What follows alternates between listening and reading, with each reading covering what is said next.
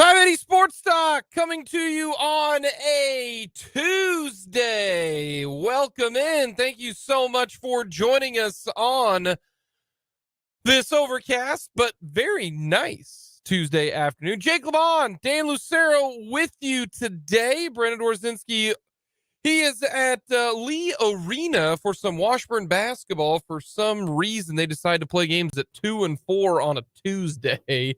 It's a friends and family only crowd today. There's no school. Everybody's gone. It's 2 o'clock on a Tuesday.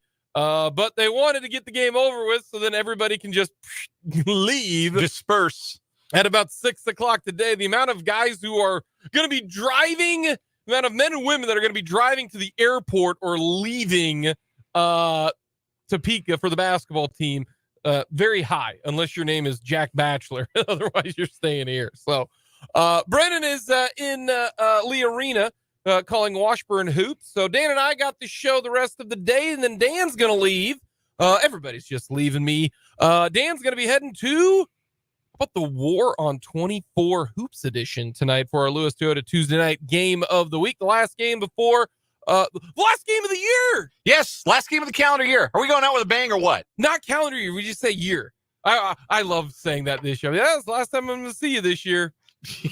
I'm that guy. You were, I am that guy. Well before you were a dad, you were a dad. Yeah. Oh, yeah. So when I see, friends or anybody on like December 29th. Oh God, I'll see you next year. I will. I'll see you next year. Oh my God. You got to lean into it. But we got a lot to get to today. We are going to talk with Jesse Newell of the Kansas City Star. Excited to talk with Jesse. And who knows what kind of shenanigans we'll get involved. We might even talk any Chiefs. This will be the last time I get to talk to Jesse live on the radio. So it'll be fun to talk with Jesse. We're going to talk all things KU with Michael Swain. Signing day coming up tomorrow. That's the thing, man. That just snuck up on you. It didn't Signing used to. day. It used to be such a bigger deal. And yeah. It just isn't anymore. I mean, it used to be a big deal when ESPN would have an entire day on ESPN just for signing day. And they would literally ask high school seniors, please announce it on our show. Please announce it on our show. Yeah. And it would be a full, like coaches would have heart attacks. Remember some of the announcements? Remember the time kid, I think he committed to Florida and like had like a little, no, it was Georgia. It was a pet bulldog, which is not as cool as having like a pet gator if you're going to Florida, but he had a little bulldog puppy and held it up, and that was how he committed. Or the kid who committed, I want to say to A&M or LSU, and his mom didn't know, and his mom was so mad. She walked out. His mom's like, I'm still a Georgia fan. She was so upset that he didn't go there. She got up and left. Yes, there are so many good ones. How about our good friend who ended up playing at KU for a couple years and then had to transfer? He did the old fake one, put the K-State hat on, then took off his shirt. The linebacker Gavin Potter. Gavin Potter, yeah, kid from Oklahoma. Gavin Potter, yeah. Not the most popular young man. No. In a lot of places. Yeah, now it's more so get it done quickly, not as much fanfare, or you do it like Avery Johnson did, last year. And it's just, real simple. You make your big announcement, but you make it well ahead of time. There aren't a lot of people that hold their announcement. No. You know what this is a big day for? Social media graphics people. Yes. Those people are so good. They've been working on stuff and themes, and like tomorrow is their like national holiday. And they do so much stuff like during the year. It's just, it's a year-long thing. Like if you're a graphics designer, you could have a job at any school. In fact, they got multiple ones just for every individual sport. Yeah, I have a friend who does it for Colorado State University. Does he really? Yeah, does their social media graphics. Just when you go to like Colorado State basketball and you see like their game preview graphic with they got a player shot and a logo or something more creative than that. Sometimes, that's what they do for a living. Stuff is just incredible. It's really cool, right? It's impressive. It's really cool stuff. Yeah, Way more creative than I've ever been. It really is not, the big news is that Nebraska is going to actually get a quarterback. How about that? Raiola leaving Georgia to go to Nebraska. That's a big deal. All my Husker fans, all my Husker friends who are fans of the Huskers, they're on cloud nine. I said, hey, you know what? You haven't been to a bowl game since 2016, and you've been irrelevant now since 2016. So, hey, you know what? Maybe something good for you Huskers is actually coming to fruition. Well, so, you have to say that Matt Rule said out loud, "Hey, this is what quarterback costs." 1.5. Yeah, he wasn't talking to the media. He was talking to the car dealership owners in Greater Lincoln and Omaha. And here's the thing: Nebraska's got NIL money. Oh yeah, they got money. They got what I call want to. Yeah, they got money. We call it want to. Like do. You got a ton of desire to go out and win. Yep. And they have that want to. Runza gonna sponsor someone. I promise you that for sure. We do have plenty to get to.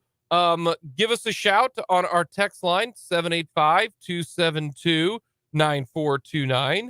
Would love to get your take from the text line. We've got Bumbling Stumbling Potter. Yeah, that didn't work out too well. Yeah, nobody ended up being a very big fan of him. Yeah. Also, God, forgot this. He's got once you leave the area, it's like I don't follow Nebraska as much. I don't follow Missouri hardly at all, right? Yeah. Texas A&M, who's Texas A&M? Once you leave the Big 12, you're a little less interested. You're not there anymore. We don't see you at all. Out of sight, out of mind.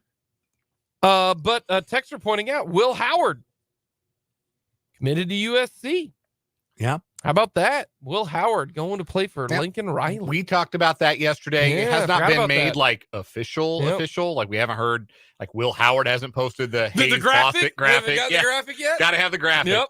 But no, we did. We brushed up against that on headlines a little bit yesterday. But big deal for if maybe you were one of those K-State fans who were a little hard on Will Howard and you didn't think he could play. Lincoln Riley thinks he can play. Yeah. And Lincoln Riley has historically been a pretty good judge of who's good at quarterback. So if he thinks Will Howard can play for him, that speaks pretty highly of Will Howard and the talent level that he has. Lincoln Riley has coached 3 Heisman Trophy winners. Yeah. And a Heisman Trophy finalist. Can you name them? Can you name the 4? Yeah.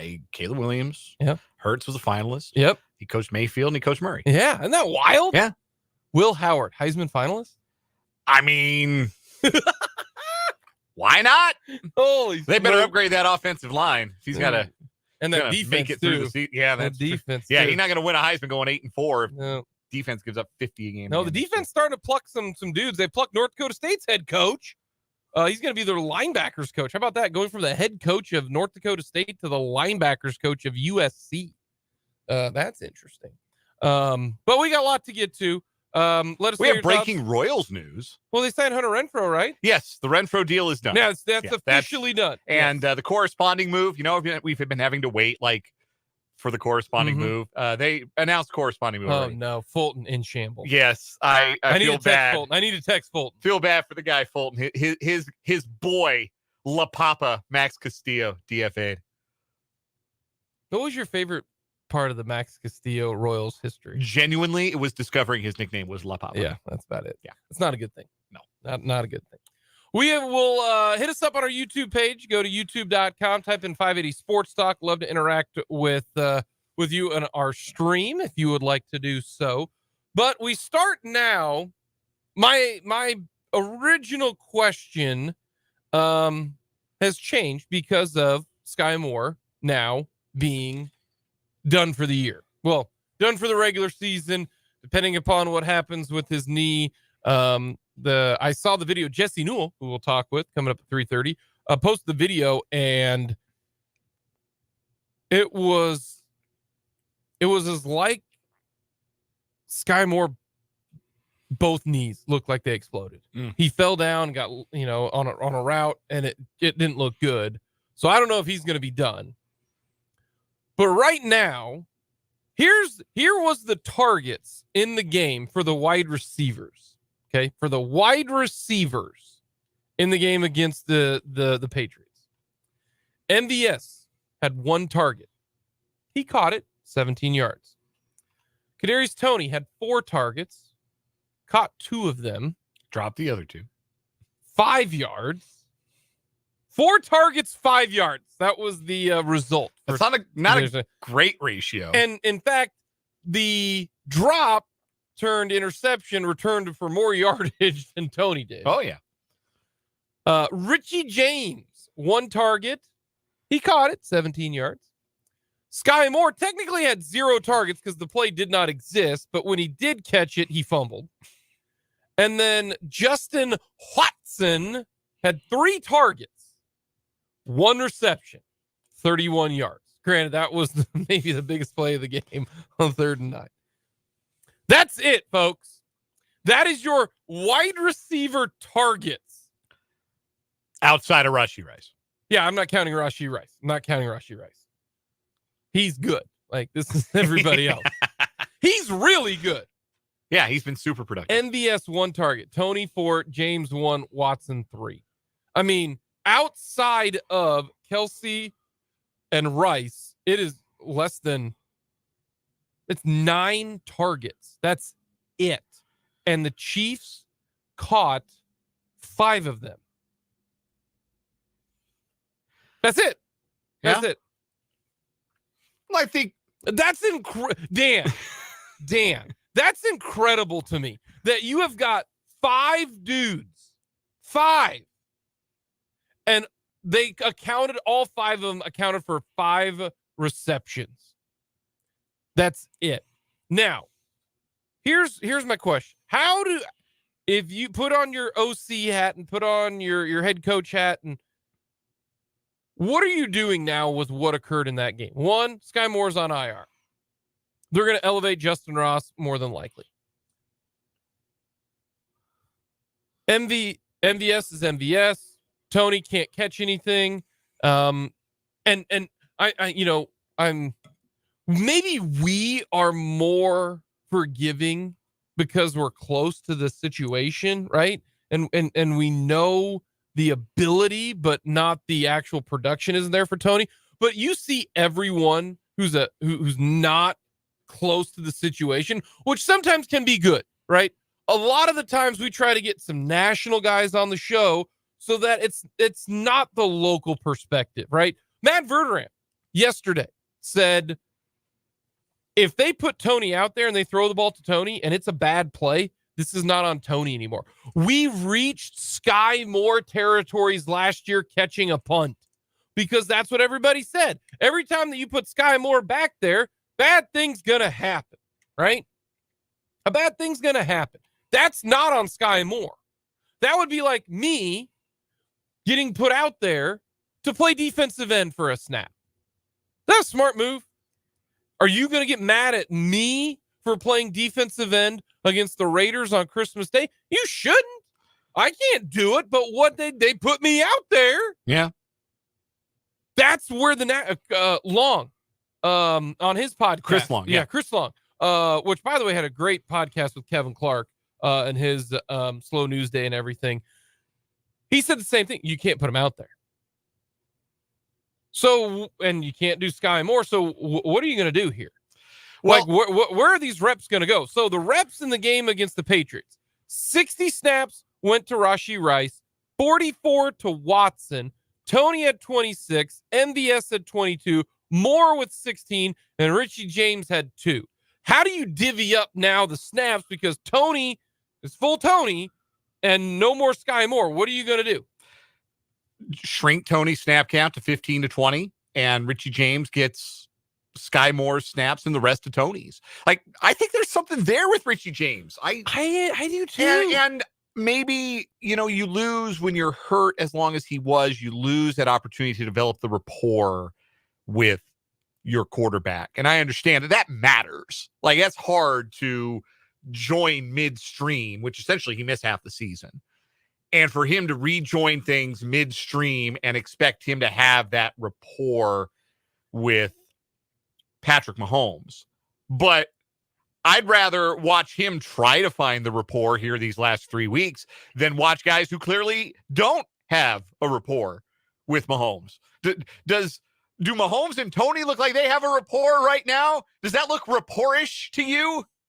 Does that look rapport adjacent? It's poor-ish. Is it in the same zip code as a rapport? It doesn't feel that way, right? So give Richie James, I think, first things first, that opportunity. But I think also what you're seeing here is like 44 snaps for Watson, 3 targets. 22 snaps for Valdez-Scantling, 1 target. Sky Moore, 16 snaps, 1 target that didn't end up counting. We are seeing this passing game develop its identity, right? We are starting to see that Patrick Mahomes and the passing game are finding Rashee Rice. He's becoming a third down outlet. He was certainly an effective third down outlet against the Patriots. And more different routes, like running an out route. He actually ran an out route on a 3rd and 8. Low, caught it too. Yeah. Caught it. They got him open on some of that. So move the pocket, throw the out, get the easy yards. Take those easy yards with Rashee Rice because he's got the potential to turn him into even more yards. I think James has that potential. Goodness knows Tony does. He can't catch the ball. They tried to throw him one of those. He dropped the ball. Kelsey obviously is still a big part of this passing game. Always is going to be. And then it's really after that, it's the running backs. I think McKinnon, touchdown McKinnon is coming, folks. In fact, has he caught a touchdown or thrown a touchdown? He's responsible for 3 in the last 2 weeks because he ran for 1. Yeah, he ran for the one against Green. Was it Green Bay? I think so. No, Buffalo. It was Buffalo. Ran for the touchdown against Buffalo, and he caught and threw the touchdown. Against New England. So yeah, that's 3 touchdowns in 2 weeks. Yeah, this is December Jarek. This is the 25 days of Jarek. He's gonna right now. What is the anytime touchdown on Monday for Jerick McKinnon? Because that's what he's going to do. It was plus 200 last week. I know that because I bet it. Good for you. Yeah. Does that count? No, not if he throws. Not if he throws. When he had the catch. Not if he throws when he had the catch. That was. Is there a prop bet where it's like someone will throw a touchdown other than Mahomes? I bet there is. I don't know. I don't know that. If you did, you cashed in heavily. Not seeing touchdown scorers yet on FanDuel. They don't usually put those out. Yeah, especially because it's a Monday game. Yeah, that's true. Yeah, it is. It's a Monday game. But no, I'm with you. Like I would divvy up the production as Rice plays as many snaps as he can. You're not going to play in every snap as a skill guy. You just can't. It's not the same as an O lineman. It's not. So the hope that you get would be 85%, or if you can get to 90% snaps, that's big. Watson, give him 44. But yeah, Tony is gonna play because you need sometimes 4 wide receiver sets. But are we starting to see more Noah Gray? Blake Bell didn't do himself any favors, but more 2 tight end looks with Rice and Watson and Richie James with no Kadarius Toney. And then MVS is slowly whittling out of the, I mean, you're going to get, the amount of snaps that the Chiefs had on offense, because James played a lot of snaps in the game. I think he was at 90% I believe. Let me pull up real quick the percentages of snap counts. Here is what Travis Kelce was in 92% of the plays. That's a lot for him. A lot. That's a lot for anybody. Yeah. I don't care if you're, Tyreek Hill or Justin Jefferson. 92% as a wide receiver. That means he was only out on 5 plays, and I'm all right with that. Travis Kelce should be at 70%. I don't need his old ass playing 85%. I don't. If it's a blocking play, put in Blake Bell. Yeah. Okay. But Justin Watson at 68%. That's about right. Kadarius Toney at 40%. Switch that with Richie James, and Kadarius Toney gets, couple snaps here, or Richie James gets 40%. Even if it is depth of target, it's just a yard. Can he catch it? Can he hold on to it? Because right now, Toney can't catch it, and I don't know if he can hold on to it. And MVS, Play him in his 30%. You know what? Line him up there. And you know what? Every now and then he might actually get open and you throw it to him. But I wonder how much more they're going to emphasize, one, the running game, because that's working better. Two, throwing the football to Jerick McKinnon, who, by the way, McKinnon was in 34% of the snaps. Same thing with Isaiah Pacheco. Noah Gray played in 51% of the snaps. Maybe you get Noah Gray a little bit more action. So I think the way I would, and Justin Ross is, you want to talk about a guy who just wasted an opportunity this year. Justin Ross. Don't care. You waste your opportunity off the field. You wasted it on the field.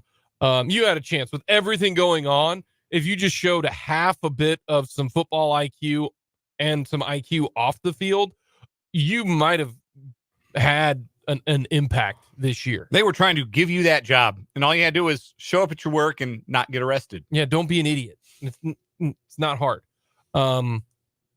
But without Sky Moore, this does maybe benefit Richie James, who I know he's not a downfield threat, but it ain't working with Kadarius Toney, so put in somebody else. You know, the definition of insanity is doing the same thing over and over again. It really, really is. We'll get a quick timeout. Coming up next, we're going to talk about dudes. And do you need dudes in the NFL, or do you need a quarterback? We'll get to that next.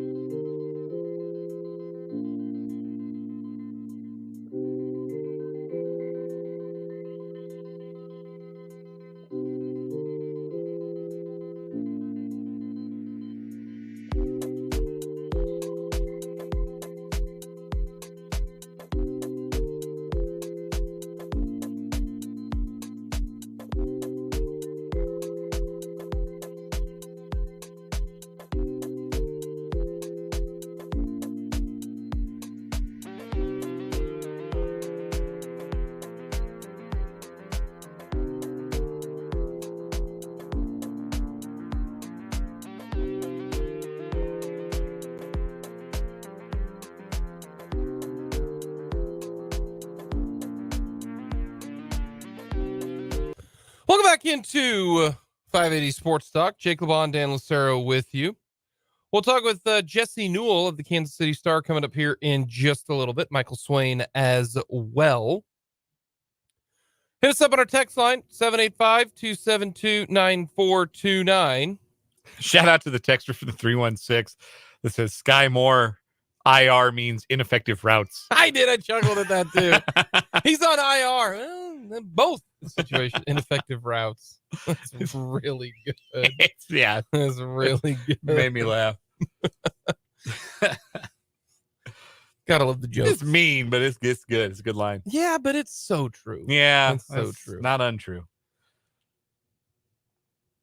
We've talked about the Chiefs and their wide receivers. And there's one thing that we have learned at the start of this year. We were like, well, maybe the Chiefs don't have the dude, but what do have? Well, they got 6 guys. Yeah. Well, it turns out they didn't have 6 guys. They had 6 guys because nobody could be that guy. But then they did, and it's Rashee Rice. Now it's like Michael Jackson, you know, and the it's like Rashee Rice and the Rice 4, if you will. Travis Kelce, still great, if not peak Travis Kelce. I think this is the first year you can obviously evaluate Kelce and say this is not the best of Travis Kelce, but he's still going to be a 1,000-yard tight end, and there aren't a lot of guys like that in the league. So, you know, he's dude-ish still to this day. I'd put him in the dude category, and Rashee Rice has produced like a dude here in these last handful of games. But you look at some other teams in the NFL this past week and how they won games with quarterbacks that I think we would all agree are lesser quarterbacks than Patrick Mahomes, which, to be fair, is everybody in the league. But the Bengals have a backup quarterback right now, Jake Browning. He's a wild boy. I don't know if you remember him much from his days at Washington. I know you weren't staying up late for a lot of Pac-12 after dark like Brendan and me, but he's a little wild. He's a little loose with the football. But right now, he's winning NFL games because Jake Browning is throwing to dudes. Now, he may lost one of those dudes. Jamar Chase doesn't look like he's going to play this week, if not longer than that. But some of those catches T. Higgins was making in that game on Saturday, particularly the game-tying touchdown, those are just big boy, I'm better than you catches. Go make a play. That's a dude, T. Higgins. The Browns have Joe Flacco at quarterback, and they were trailing the Bears, and they looked like they were in a bad way. And then a dude made a play. Amari Cooper got open, hell of a throw by Flacco into a very difficult window. But Cooper caught it in traffic, turned up the sideline, scored the tying touchdown. Browns to go on to win the game. That's a dude making a play. Last night on Monday Night Football. Gee, Dan, I wonder why you're bringing this up. Shut up. I get to do this. Hey, the Seahawks haven't won a game in a month and a half. That movie had a different ending. It did. You watch Die Hard every single time, and who ends up getting thrown out the window? Hans Gruber. Guess what? This time. Yeah, Bruce Willis went out the window.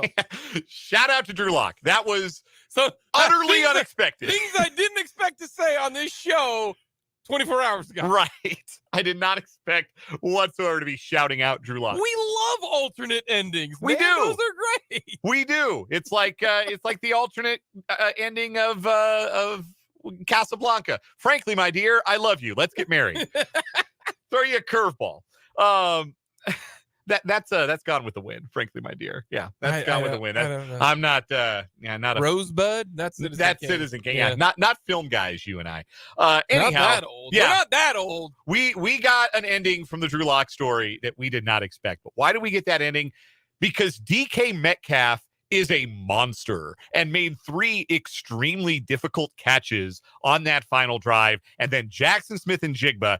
I don't know if he's a dude yet, but he's enough of a dude to have been a first-round pick, and he makes a highlight catch in the corner of the end zone. He is on his way to be. There are a bunch of wide receivers who are rookies this year who are on their way, if they are not already a dude.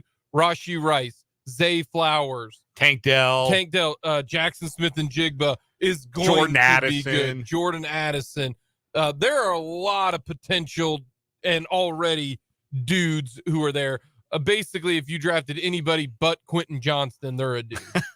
So I bring all these examples up, and not just the Seahawk one for my own self-aggrandizement, but I bring all of these examples up because I think it shows, Jake, just how valuable it is to have a dude, because sometimes you need one. No matter how good or not your quarterback may be, no matter how accurate or not he may be, no matter how strong or not his arm might be, sometimes you just need somebody to go up and get it one-on-one. You need somebody to win at the line of scrimmage and run by the cornerback who's sitting and expecting something short and go to the corner of the end zone and get it and get that foot down and make that play. And as manifestly gifted as Patrick Mahomes is, the Chiefs went into this season betting that he could still be that guy without having a dude at wide receiver. Because last year, he kind of was. Well, also, another perfect example, right? What Cortland Sutton for the Broncos have done for Russell Wilson, he's made an insane catch every single game this year, it seems like. An out-of-nowhere return to dudedom for Cortland Sutton. I thought he was cooked. Yeah. And this goes back to Travis Kelce has always been a dude, but he's a dude at getting open, not I'm just gonna go up over somebody. That's not what big tight ends do. You know what I'm saying? Like a dude at tight end is different than a dude at wide receiver. Sam Laporte is a dude at tight end. Speaking of rookies, but like TJ Hawkinson's a dude, but it's just a different kind of position. They're the Chiefs had one for Shirley last year. I mean, he went for, you could argue it's one of the greatest tight end seasons of all time with almost 1,400 yards and 12 touchdowns. You know, Gronk had that one year where I think he had like 16 touchdowns or something like that. But anyway, you had Travis Kelce, who was obviously, and we're going to find out at the end of this year that this entire year, Travis Kelce was essentially like 50%. People got to remember that dude hyperextended his knee 2 days before the first game of the year. Yeah. Okay. And he would already have 1,000 yards if not for missing that first game. But when you look at the wide receiver position, you have to have at least one dude who is a pass catcher. But now, the Chiefs had that in Travis Kelce last year. Juju Smith-Schuster, I wouldn't have called him a dude, but he was better than anything that they got this year. Right now, Rashee Rice is playing like Juju Smith-Schuster. But it understandably took a rookie second-round pick some time to get up to speed. The Chiefs had Juju all year of last year. Plus, you had, peak Travis Kelce. What you're seeing is, and I go back to what Aaron Rodgers in his last year at Green Bay. The year prior to that, who did he have? Davante Adams. And he's a dude. Yeah. Okay? Davante Adams, right? Davante Adams leaves. Then they tried to fill in, with Christian Watson. All the rookies. And all those guys. And how did Rodgers do? He did win the MVP. He stunk. They didn't go to the playoffs. He was not any good. You have to have at least one guy who can flat out get open. And right now, the Chiefs, and when I say at wide receiver spot, because the tight end spot is a little different. Is it a pass catcher? Yes, but it's in a different way. Right now, Rashee Rice is not a go up and get it guy, but he's a different type of guy. He's, a lot of people say, how do you compare, Rashee Rice? Like, honestly, the peak would be like Deebo Samuel, right? A guy who can catch it yards after the catch. That's what I look like is peak, Rashee Rice is Deebo Samuel or an Anquan Bolden type, a big physical guy who's really, really good. If you don't have one of those, I don't care what quarterback you've got back there. You got to at least have somebody go make a play. And every team has one of those guys right now on the really good teams. You got two of them in Deebo, and Brandon Ayuk can go up and get a ball. Yeah. He can go up and get a ball. And that's why you give a quarterback like Brock Purdy two of those guys, plus one at tight end, a tight end dude in George Kittle, and the dude of dudes at running back, the only 1,000-yard rusher in the league to this point in the season, and probably the best receiving back in the league in Christian McCaffrey. And that makes Brock Purdy Mr. Irrelevant, a guy who we all watched at Iowa State and thought, this probably isn't an NFL quarterback. He might win the MVP of the league and if he with does, those guys. And that's what's frustrating, because to me, like last year, Patrick Mahomes won the MVP and he had Travis Kelce, and that was about it. We said Juju Smith-Schuster is not like a Justin Jefferson. Juju Smith-Schuster is not even like a Debo or an Ayuk. No. But then you look in, and then they had a washed up Clyde Edwards-Helaire, a rookie in Pacheco, and this year Brock Purdy very well might win the MVP. We'll have Deebo Samuel should be first team all pro, like all purpose, if you will. Weapon. That the OW, right? The offensive weapon. Yes. Brandon Ayuk right now is playing like a top 10 wide receiver. George Kittle is a top 3. Well, with Andrews being out, he might be top 3 tight end, right? Mm-hmm. Top 3. So you got an offensive weapon that everyone would want. You've got a top 10 wide receiver right now in Ayuk. That's how well he's playing. Top 3 tight end and the best running back. Like, just don't screw up. That's all it is. And guess what happened when there wasn't Debo and McCaffrey was a little bit dinged up? What happened? You lose to PJ Walker and the Browns. Like, to me, Purdy is more based on what you have around him. Like, to me, a better example of this is, like Tua throwing for a whole bunch of yards and the Dolphins just pasting the Jets 30-0. Like, that's more impressive for Tua to me because he didn't have Tyreek Hill in that game. But you have Jalen Waddle. And I think that's a dude who's certainly a, first round pick. He was a dude coming out of college. Just, I think that if Patrick Mahomes had the skill talent that the 49ers They'd have, go undefeated. They would score every time they wanted to. It wouldn't be there wouldn't be anything a defense could do about it. And anytime they wanted to score, they could. And this will be so interesting to me what they're going to have to do with Brock Purdy. Are you going to pay Brock Purdy $250 million? You going to pay him? Or are you going to say, no, we don't think it's Brock Purdy. We think it's Debo. We think it's Ayuk. We think it is Kittle. And we think it's McCaffrey. And we think it's guys like Trent Williams up front. We think they're actually the good players. He's at the court. No. What are they going to do? It's going to be fascinating. They learned the lesson. And they admitted they learned the lesson when they traded a guy that they traded 3 first-round picks to get in Trey Lance for, what did they get for him? A third? Mid-round pick? I think it was a 4th. Yeah, mid-round pick, right? That was them admitting, we don't need to invest in the quarterback position ever again, as long as we got this guy scheming the plays and these guys making the plays. Yeah, they shouldn't pay him. Draft another Brock Purdy. Dudes matter. The Chiefs should go get one this offseason. Yeah. And I think they will, because remember last time the Chiefs betrayed Patrick Mahomes in Super Bowl 55 when the offensive line completely broke down. He couldn't do anything. Mm-hmm. And then they invested all of their offseason resources into rebuilding the offensive line, said, well, we're not going to do that to Patrick again. Yeah, they're going to do the same thing with wide receivers this offseason. They need one more guy. Right. Yeah, they don't need to go crazy and draft like 6 wide receivers or anything, but nope. I bet they find their way into the first round to get one. Hey, Chris Jones ain't going to be playing for the Chiefs. So you got Chris Jones money, right? You got money out there to spend. Yeah. You do. Figure out who you're going to spend it on. Go ask Mike Evans. Would you like another ring? God, they should have made that trade this year, and then would have been nice, right? Yeah, man. Yeah, he'd be so interesting in this offense. How would Patrick Mahomes do with a big guy? He's never had anybody like that, really. He's got all speedsters. Kelsey's big, but he's a tight end. Yeah. All his best wide receivers, Watkins wasn't a small guy, but he was only available half the games. Tyreek Hill, not a big guy either. His speed was his whole thing. Yep. He's never had that big physical, I'm going up and getting this jump ball kind of wide receiver. Yep. Imagine DK Metcalf as a Chief. That could have happened. Yep. He went, 1 pick after McCole Hardman? Yeah. I'm sorry. I shouldn't have brought that up. No, it's okay. The Chiefs fans, we've won 2 Super Bowls. So if you're PO'd right now, lighten up, Francis. We've won 2 Super Bowls, okay? If your kid, what have they won? If they win Sunday, or if they win Monday, how many division titles in a row is that? 8? Is that 8? I think it is. There'll be 6 with Mahomes, and then they won the 2 years previous, I think.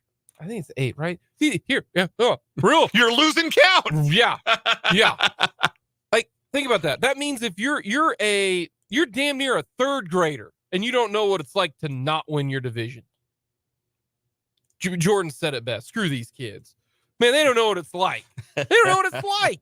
They don't. They don't. Kids born from 2013 on only know success with the Chiefs. They don't know what it's like.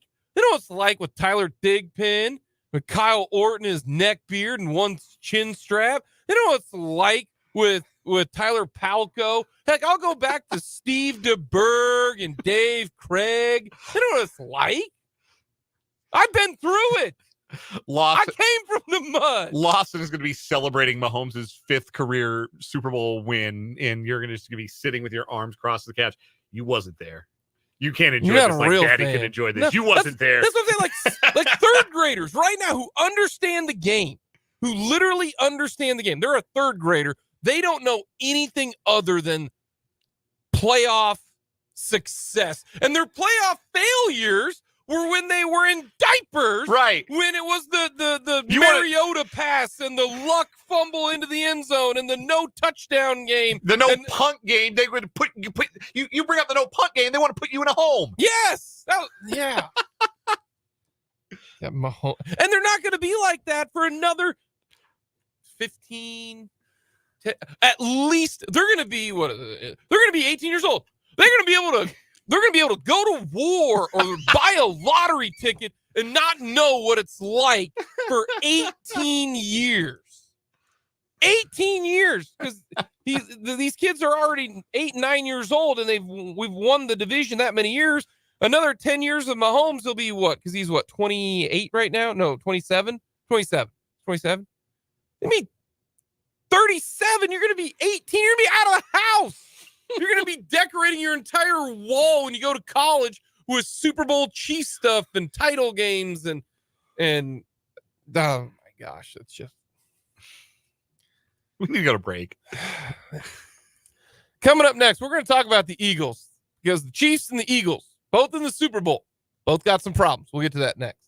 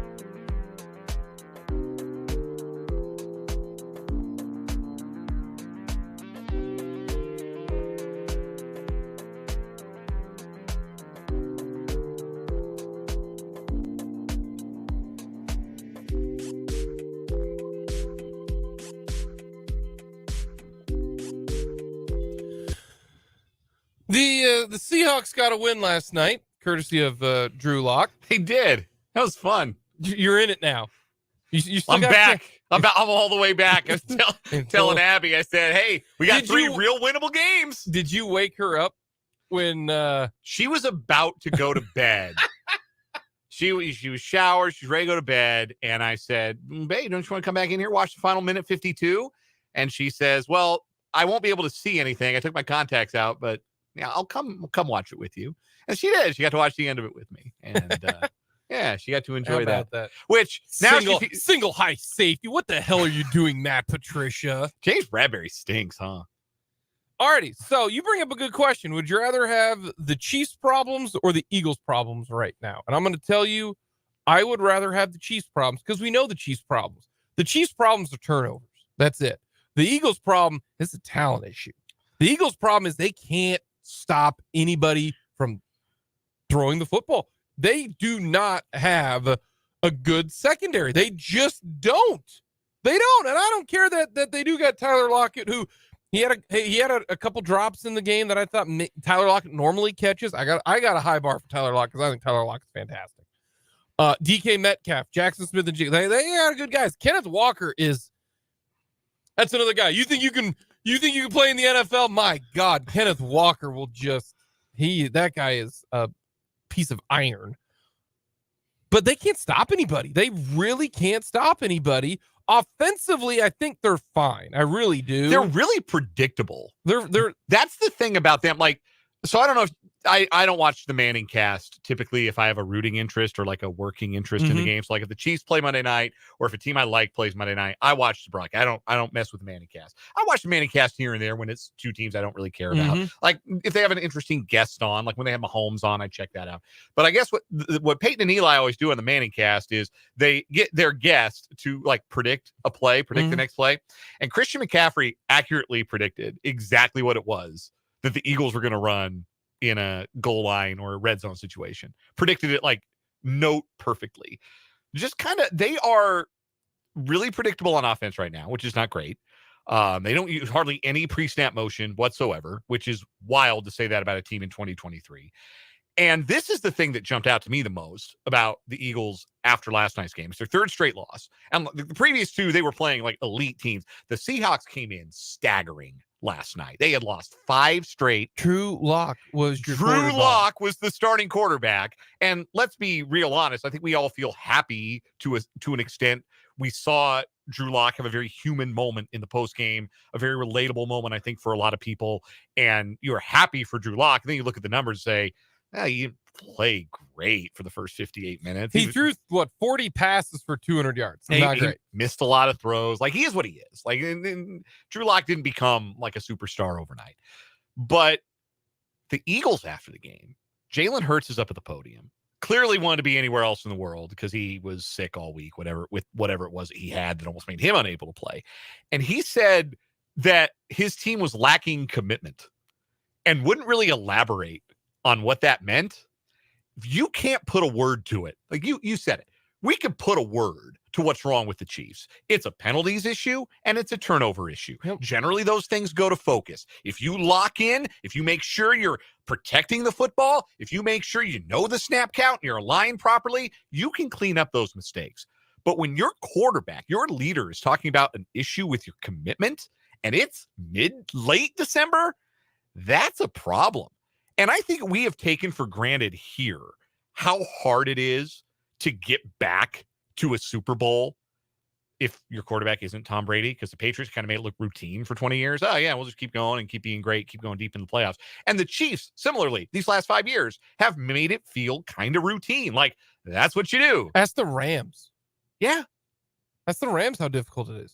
Ask most teams how difficult it is. When you've climbed the mountaintop in your conference and played in the Super Bowl, it used to be a whole thing. Like the team that lost the Super Bowl had trouble getting back to the playoffs for a good chunk of years there. So we've taken that for granted a little bit, but I think we're seeing from both teams just how hard it is to get back to those heights. Now, that being said, the Eagles, like the Chiefs, are going to be substantial favorites in their final 3 games this year. And if they go into playoffs at 13-4, the Eagles, we're not going to be talking about, what's wrong with the Eagles? Yep, 13-4, loaded for bear. Probably that will win them the division. You think Dallas might stumble one more time? Well, Dallas has got one more really tough game. Who do they got? I know they got one really tough game. I'm trying to look it up, but Baseball Reference isn't going to have it. That's for sure. Went to the wrong reference. Here you go. The Cowboys. They got Miami this Sunday. Yeah. And they got the Lions. Yeah. So hey, the Lions might get the 2 seed. They might. They might. We will get to a lot more coming up when it comes to the Kansas City Chiefs. We'll also talk with Jesse Newell. Got Random Question Tuesday. We'll talk a little Chiefs defense, a little Chiefense coming up next.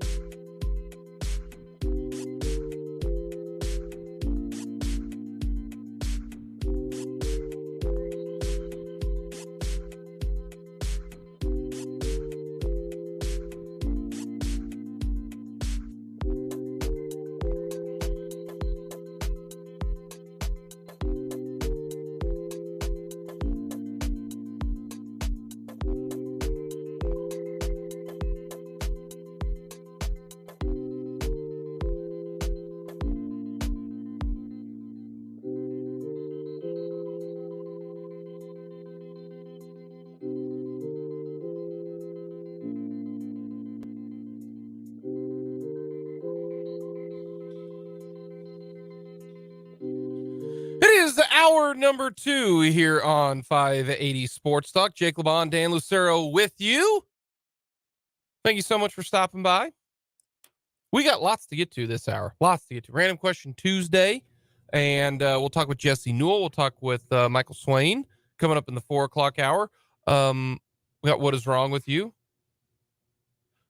When is the What Is Wrong With You Tournament of Failed Champions coming up? Next week. We're going to pick a weekly winner today. We're going to do our semifinals for the month of December tomorrow, our championship on Thursday. Then, and this is procedural stuff for folks who So are I get listening. to be a part of the monthly winner tomorrow? No, weekly winners today? Yes, you're going to pick a weekly winner today. And yes. then tomorrow's monthly? Tomorrow's monthly. Tomorrow's the semifinals. Yes. Okay. Yeah. Semifinal. Well, at least we'll be a part of that. Yes. Well, one of your stories will be in it. Your license plate story. Last week. There we go. So yeah, Boom. that could be a contender. If it wins December, it'll be a strong contender for our yearly championship. Nice. We're going to pick our winner on Thursday. Friday, we're gonna no show, but we're gonna drop a year in review What Is Wrong With You podcast on our podcast page with all 12 of our winners. And then next week we'll have essentially 2 shows because no show Monday, no show Tuesday. Doing a full show Wednesday. We'll get it down to our final 3. And then Friday will be the 29th, the last show of the year. The 29th, we will pick on the last show of the year our What Is Wrong With You champion. All right. We're going to hang up. We're going to raise another jersey to the rafters. We really need rafters. Yeah, we do. We need real banners. No, we do. We need What Is Wrong With You banners. We do. Just right up there. I'm totally with that. Tailpipe girl. Grilled cheese standoff man.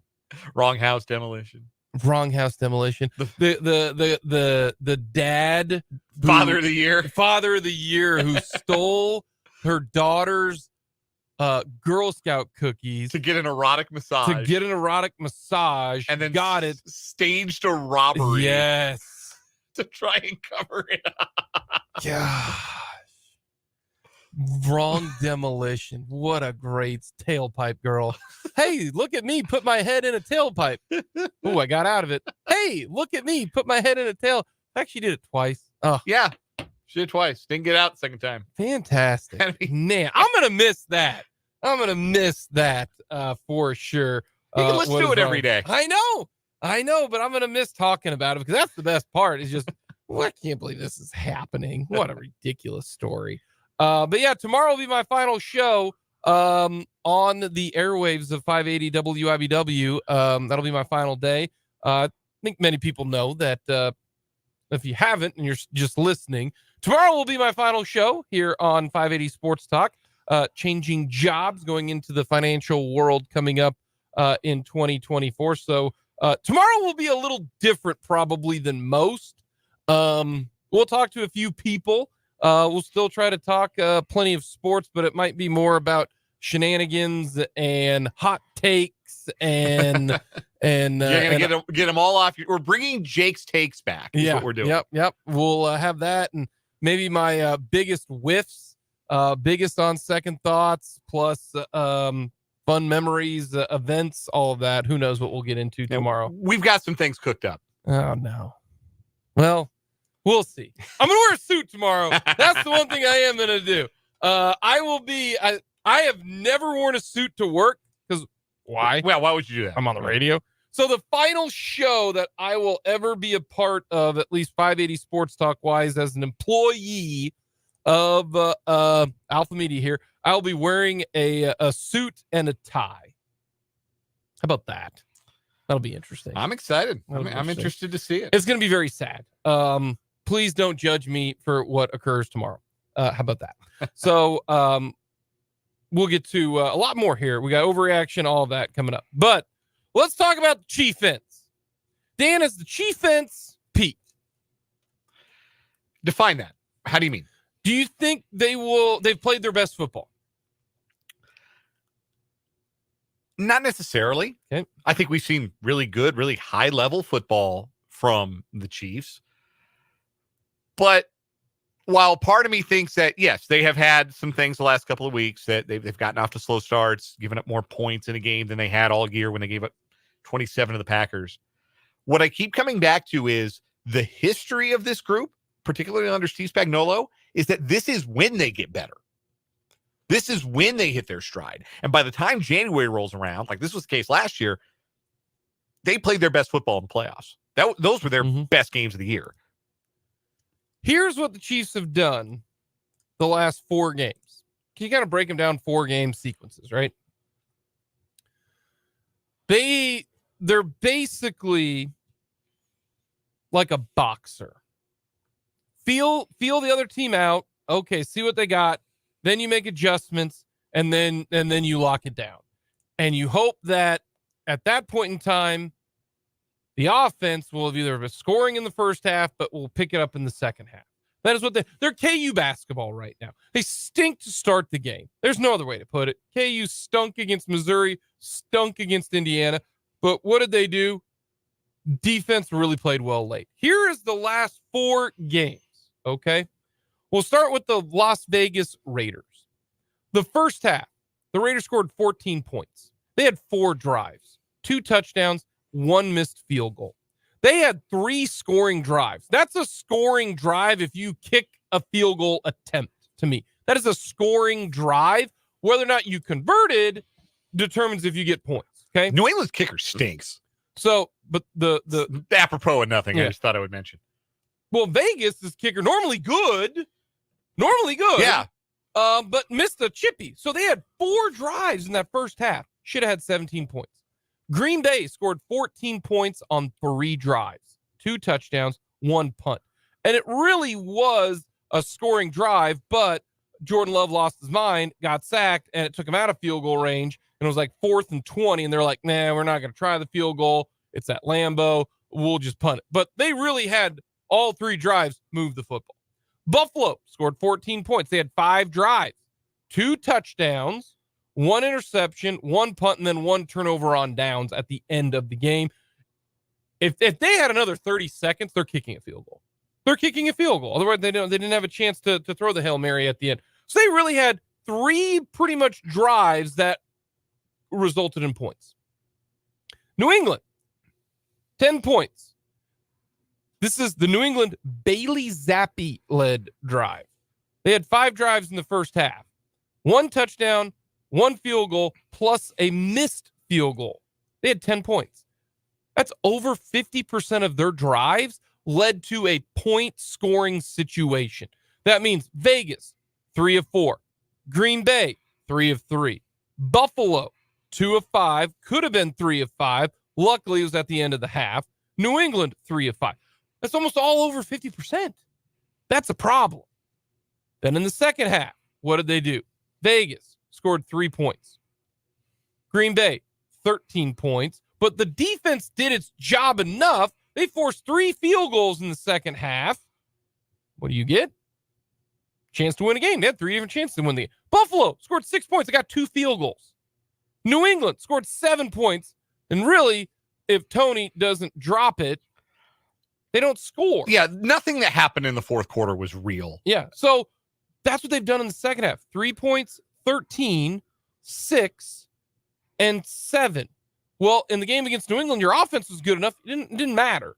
Well, Vegas scored 3 points, and the Chiefs' offense got going, but you held them to 3 points in the second. If you're holding a team to no touchdowns in a half, you should win the game. Yeah. I mean, the odds are that they're not going to get, 3 touchdowns in the first half, but you allowed 3 points, 13, 6, and 7. That means you have really only allowed 1 touchdown, if you are the Chiefs, in the second half in 1 game, and that was against the Packers. The New England game, like you said, certain circumstances in the fourth quarter, you're up.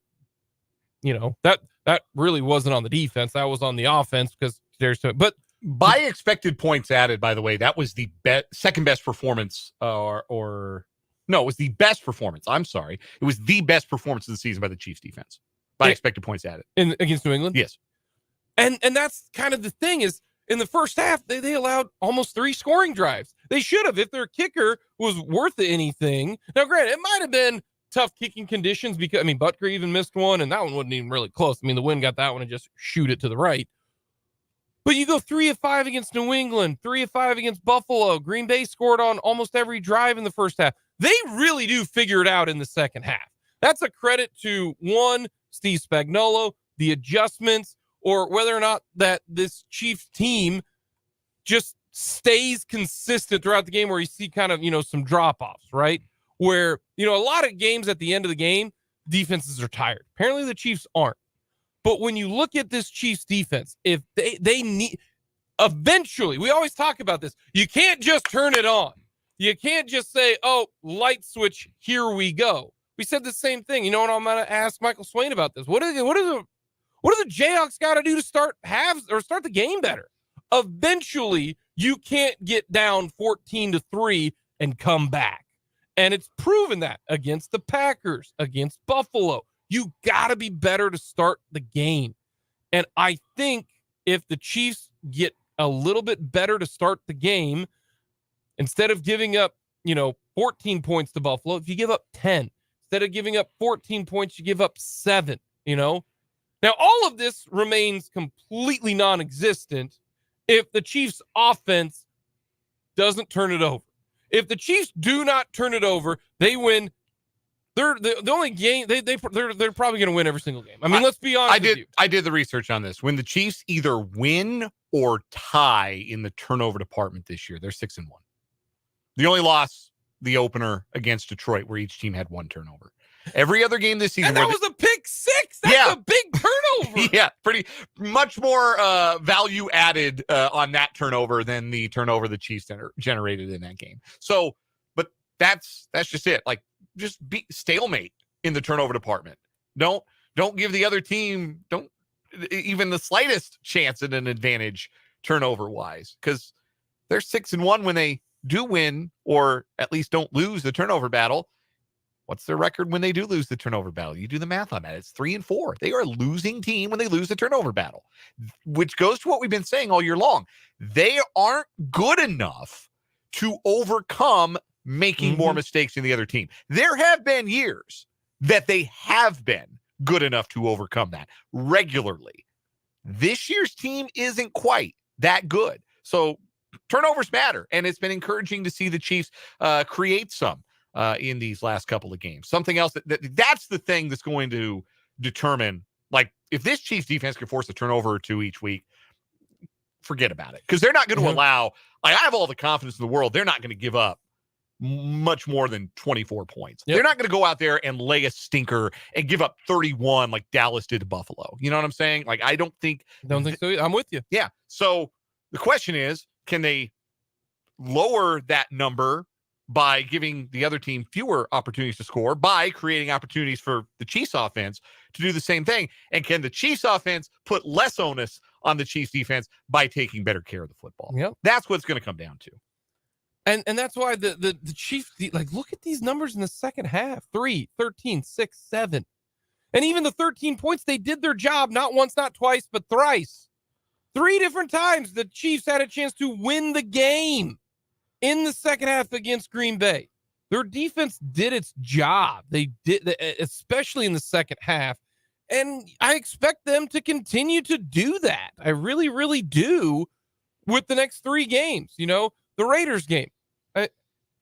And the Raiders are so Jekyll and Hyde. Are they the Raider team that's going to put up 63 on the Chargers, or are they the Raider team that's going to not score against the Vikings? They scored 3 defensive touchdowns and were +5 in the turnover margin against a Charger team that wanted to be there about as much as the average citizen ever wants to be in line at the DMV. I don't think we can take anything from that Raiders performance. Not a thing. If you are on the Chargers right now, there's only one thing to play for: your incentives, and play for and play for your job next year. But if you're like Austin Eckler, what's the point of playing? Just play because for who? For what? Yeah, you play for pride. Hey, maybe interim coach and totally real person with a very real name, Giff Smith, is really inspiring. Brendan and I were having this conversation off the air. Is it GIF or is it GIF? Is it a hard G? It don't matter. I think, personally, I have always said GIF. They did. They scored 0 and then 63. That's incredible. They averaged. I mean, you're averaging, 32 points per 36 game. and a half, yeah. Yeah, I mean, that's pretty good. No, yeah, 32 and a half. Yeah, no, 31 and a half. 31 and a half. 31 and a half. Yeah, around there. If we're getting decimal I'm supposed points. to be better at math than you, and I blew it there. But yeah, they did. They Jacques LeBon taking me to school on averages. On averages. Hey, there we go. That's crazy. Like the Bengals game. Do you think Chase plays against the Chiefs? I don't think if Chase plays against the Chiefs, they can win. I just don't think they can do that. Yeah, they'd be down to like one weapon at wide receiver, and the Chiefs been pretty good about taking away teams' primary receiving weapon at wide receiver this year. And it's a road game, and for Jake Browning, and he won't be taking it as personally as he took the Viking game. I have the Chiefs should win that game. Yeah, I would suspect, particularly if Chase does not play, the Chiefs would be favored by at least a touchdown. Yeah, I think if Chase plays and is effective, he always has big games against the Chiefs. Just throw YOLO balls that entire game. Throw it up to Higgins. Throw it up to Chase. The Chiefs are not good at going up and getting the ball. They're just not. That's the way it is. Coming up next, we got Random Question Tuesday here on 580 Sports Talk.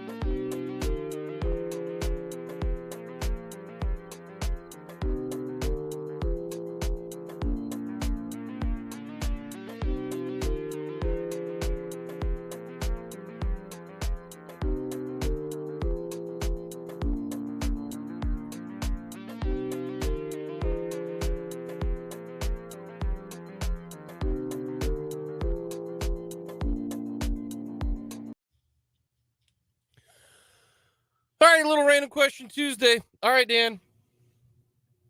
Give me your Christmas tradition that you always do.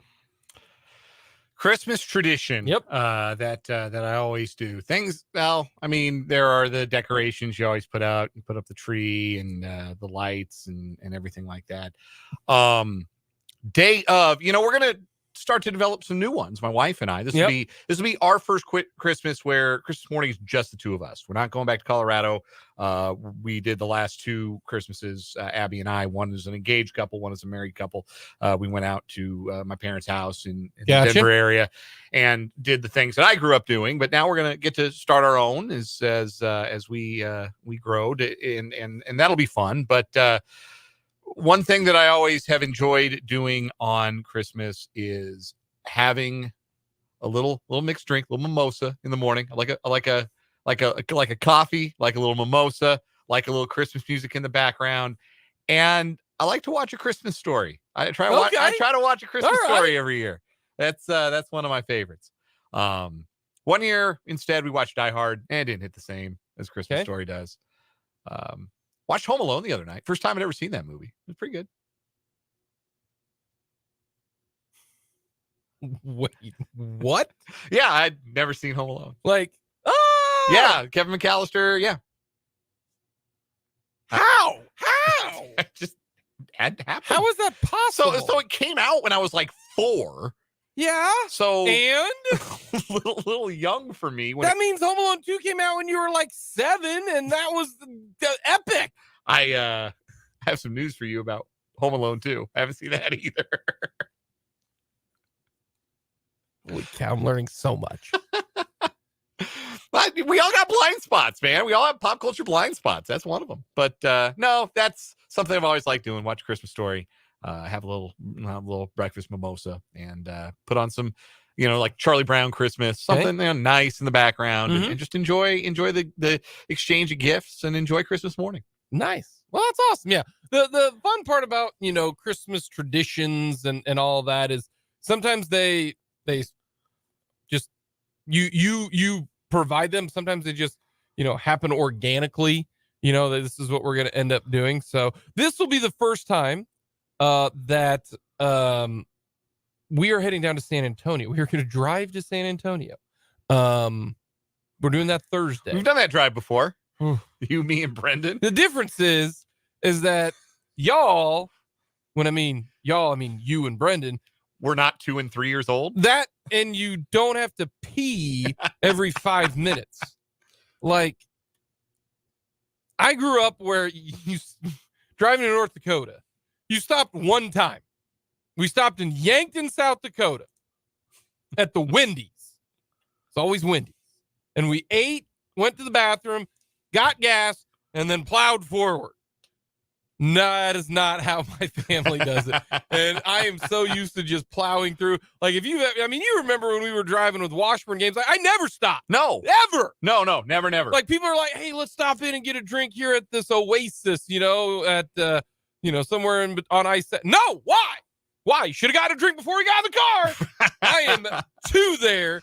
So I have no idea how long it's going to take us to drive that far. But this will be interesting because my wife has never done Christmas outside of Little Rock. Okay. But because we've got Lindsay's brother and his wife, they have a baby boy. So schedules and everything. Yeah. We're all going to go meet in San Antonio. So it'll be something that could be a start of a tradition. Yeah. But Lindsay and I do the ornament exchange, that type of thing. We always do our presents Christmas morning, like in the Santa thing. So Santa is a huge weapon to have with a 3-year-old. I'm going to tell you that right now. We love Santa. Santa's fantastic. So I'm looking forward to this one. Yeah, that'll be fun.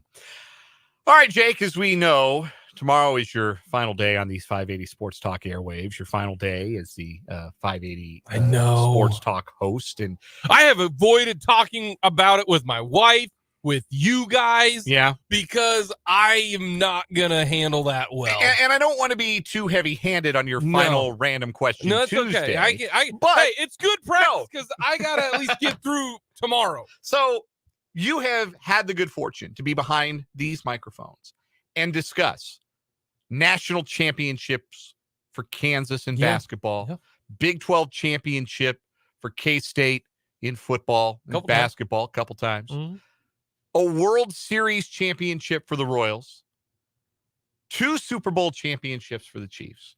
You've kind of covered all the bases. You stick around long enough, you'll see anything. Even the Royals win a World Series. Exactly. So, is there anything you wish you had gotten to cover, gotten to see in this capacity, in an official sports guy capacity, something you wish you had gotten to see or gotten to cover that you did not get to?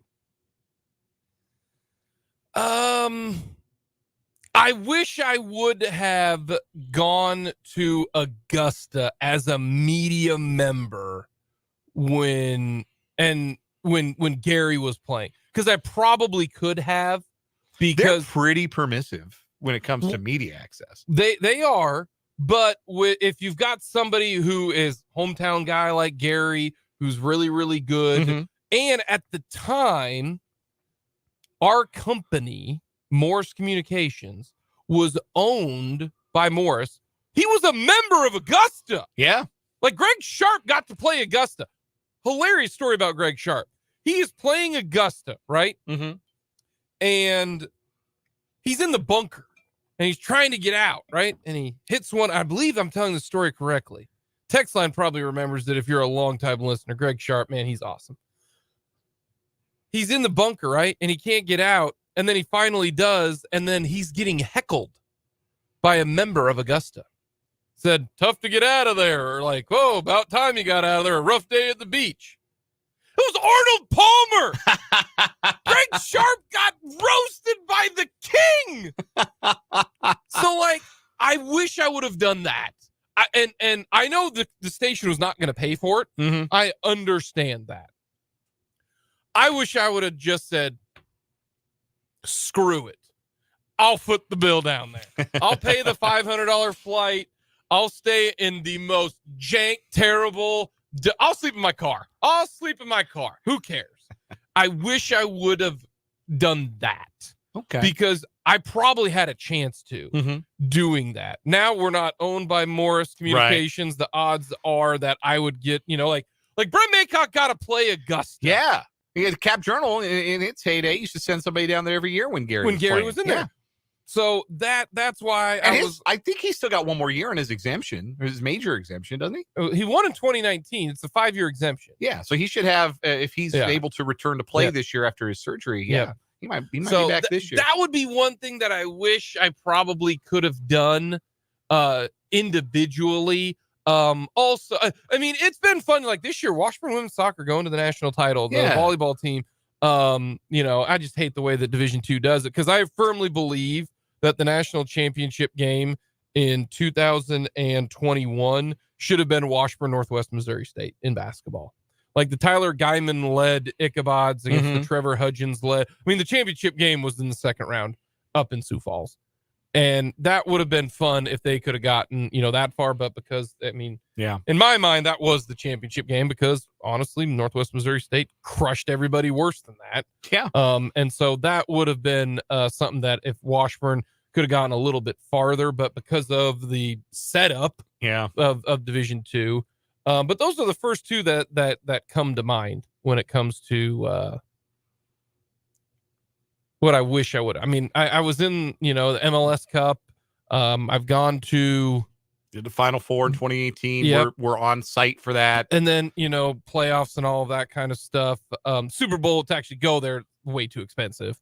But you got to talk about it. Like, you have to cover it. You have to, you have to narrate it in a sense on this show. So there are a couple of them. And maybe I'll rank them tomorrow. Maybe we'll do a rank stuff. Maybe we'll love that. Yeah, everyone. That would be fun. Tomorrow is going to be off who knows what's going to end up happening tomorrow. We'll just have a whole lot of fun with it. You might not get a whole lot of news. But we'll talk with Paul Meyerberg.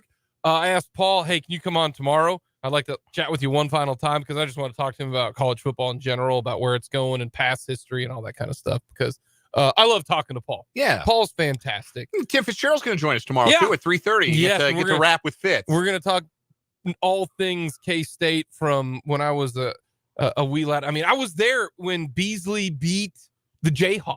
That was incredible. And Pullen's 39 when, Bill Self's like, he was a bad dude, man. We couldn't beat him, that type of thing. So there's so much stuff that we can get to with Fitz. Coming up next, though, we'll talk with Jesse Newell on all things Chiefs and who knows what else.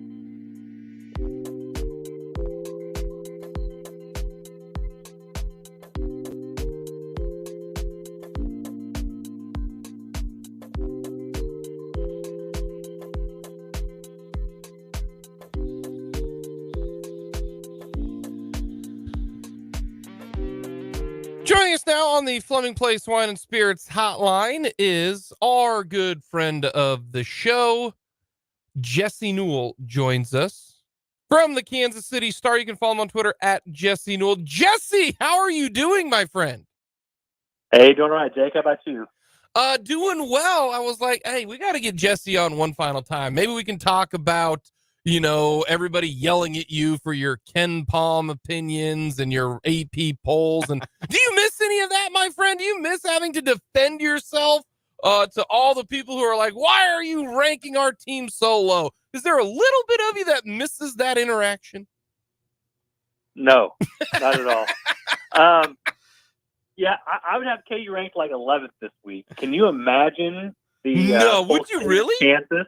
Oh man, they're like 12 in Ken Palm, 13 in Torvik. Yeah, it would. It'd be pretty ugly. So I mean, maybe I would manage to put them like 7th or something, which would not get me any further with anybody around here. But no, do not miss that at all. My life is much simpler now, and definitely would not go back.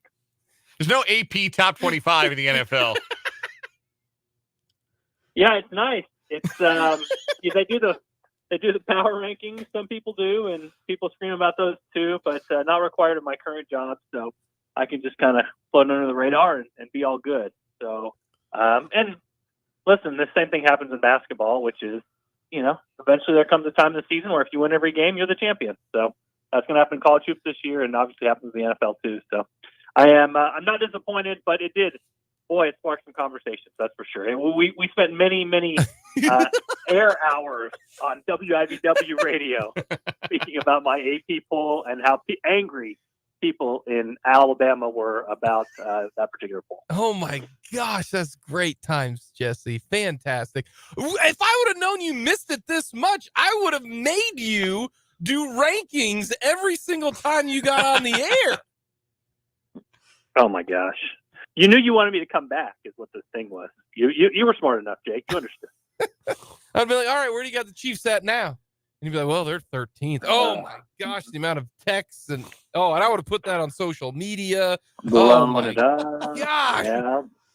See, Dan, you asked with me what friends like these. Geez. You asked me what I wish I could have done. I wish I could have had Jesse Newell power rank all of the NFL teams and see where the Chiefs would have been at. What a shame you thought about it today.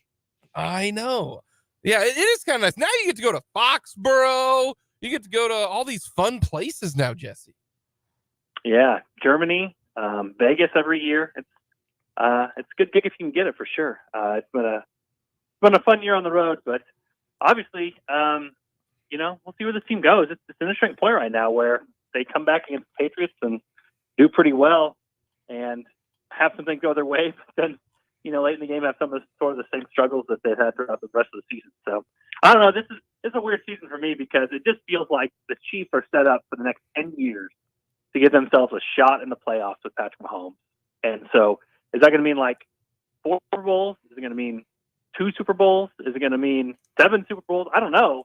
But this kind of seems like one of those years. Like they're obviously flawed a little bit. There's obviously things that aren't perfect, but all the AFC teams are flawed. And it feels like if you give Mahomes and Andy Reid a 25 or 30% chance to win a title every single year, that, you look up at the end of 10 seasons, they might have 3 or 4 and then have a little bit more to go in Patrick Mahomes' career. So I don't know. It's generally one of those years where I'm just interested to see how it turns out because it seems like a lot of possibilities are available for these Chiefs, especially because the things that are broken with them are not that their quarterback's hurt and not that their offense is much different than a year ago when it comes to personnel. It's just that they keep kind of shooting themselves in the foot. So potentially there's more out there for this team. And if it happens in a year, everybody else talks fondly about this team and won't remember mid-December when they were complaining about all the receivers.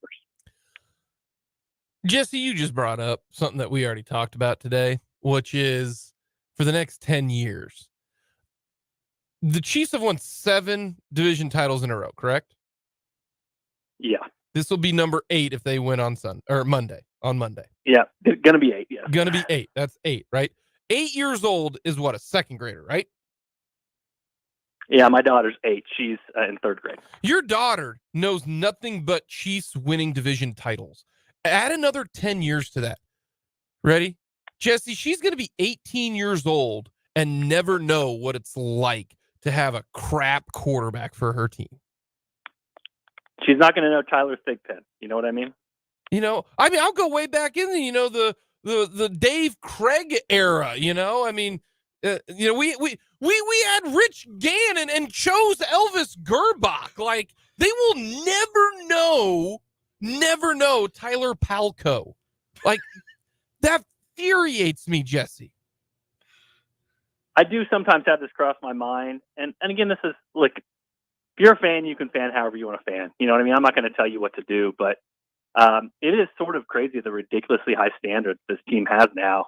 It does remind me thinking about Patriots fans, back about 10, 15 years ago, where, the sky's falling. The Patriots are, Have won a Super this Bowl year. in 5 years. And then I hadn't won a Super Bowl in 5 years. And, this time they end up in the season and they make the Super Bowl and win it again. It's so first world problems for this team. And you're right. I mean, you can keep going back all these names. I mean, Brady Quinn, like there's guys that Matt Castle wasn't amazing when he was around, I mean, Steve Bono took the team to a 13-3 record, and that felt like good quarterback play, So it is pretty amazing how far things have come. And like I said, I'm not going to tell people how to feel, but I will tell you this much: if you're hating on this team and what they've accomplished, like there's a chance in February they're going to win the Super Bowl. There just is. 49ers to me are kind of a tier above everybody else in the NFL, but I don't really see any reason why the Chiefs would be like. What's the worst thing that could happen to them right now in the playoffs? I mean, getting the Bills at home would be an unlucky break for sure. If they can avoid the Bills, though, I mean, still they were a 2-point favorite against the Bills at home, so they'd still be a favorite. The worst thing that can happen is you would have a road game at the Ravens where you're talking about maybe the Ravens being a 2-point favorite. And we haven't seen Mahomes in the playoffs on the road, but I'm kind of fascinated to find out. Would you really hate the Chiefs' chances there if that happened in the AFC Championship game? I mean, I wouldn't. Anytime Patrick Mahomes is an underdog, I'm going to bet him. Yeah. So I don't know. It's just one of those deals, and we get so caught up in the week to week and the major storylines, and I get it. I mean, that's part of what this whole thing is. I think the big thing for me, looking at this kind of big picture wise, which is again, the Chiefs are winning in different ways this year. Their defense is way better than anything that Mahomes has ever experienced as a Chief. And then the AFC is down. Like, we thought the AFC would be a joke. Like, okay, what are the Jets going to do this year? What are the Bengals going to do this year? How good are the Bills going to be? Are they going to be the 1 seed and have to go through Buffalo? And these teams just haven't been what we thought they were going to be. And so all of a sudden you're looking up and down the AFC and saying, who is the real competitor here? And, I mean, again, if it's a road game, then, yeah, Miami would be slightly favored over the Chiefs. If it's a road game, the Ravens would be slightly favored over the Chiefs. But, like, that's the worst-case scenario, is that you might have to play one road game to get to the Super Bowl and play against the Ravens and be a 2-point underdog. Like, this is not, walking off the edge of earth for the Chiefs here. This is get some things figured out. And the other part of this, it's so important in the NFL. Pass offense rules all, pass defense rules all. And the pass offense hasn't been what it's been for the Chiefs in the past, but, like, why couldn't it be in January? Like, Mahomes is still standing. He's not hurt. And Andy Reid's still on the sideline. And then pass defense-wise, I mean, L'Jarius Sneed's taking it to another level. Trent McDuffie is taking it to another level. You still have Chris Jones, who can be a game wrecker. Their linebackers all of a sudden are healthy. They can stop the pass, and they can pass the ball. They've shown in the past. So I don't know. Like, the more I look at this team, kind of squint at it, I'm just sort of like, it's not a sure thing. It's never a sure thing for any team in any conference unless you're just a dominant team. But, like, why couldn't the Chiefs be in the Super Bowl this year? Why couldn't they give themselves a chance against the 49ers? And more, I just think if they get some of these issues fixed offensively, that this is going to look a whole lot different here in about 3 or 4 weeks. Jesse Newell, the Kansas City Star, joining us here on 580 Sports Talk on the Fleming Place Wine and Spirits Hotline. Jesse, what is the most likely thing for the Chiefs to fix, or if that's not the right word, at least settle or get to a point where they're better at it or better enough at it that it's less of a problem by the time January rolls around?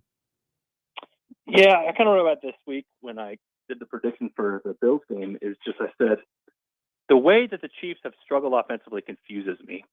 Because normally you could say it's pretty obvious stuff like, okay, your quarterback's not good enough, or you can't make the reads, or you have no running game. You just can't run block, or the pass protection across the board is just so bad that your quarterback doesn't have time to do anything. And with the Chiefs, it's just been like, if you go through like 90% of their plays, they're moving the ball up and down the field. They're passing the ball. They're running the ball. They're successful. It's just 2 to 3 plays a game. The biggest plays of the game, they mess up. You know what I mean? And, like, I don't know that that's sustainable. Like, I don't know that that's something that is, like, Kadarius lining up offsides. If that flag doesn't get thrown, then we have a whole different discussion about the Chiefs over the Bills, right? Because they win the game. But he didn't line up onside, and they did throw the flag. So to flip this thing, I don't think it takes much. But I would say the biggest thing right now in their control they need to fix is ball security, because that's happened too often.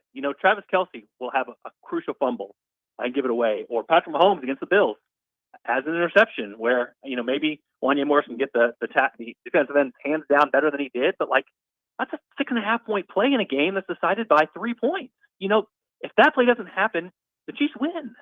And this same thing happened last week. I mean, the only difference between the Patriots game and the game before for the Chiefs, the Bills, is that the Patriots did them a solid back with the the Zappy interception in the third quarter where they handed the Chiefs back 7 points. And all of a sudden, this game was not close anymore. But, you saw, obviously, Sky Moore's out with injured reserve for now, but you saw him fumble.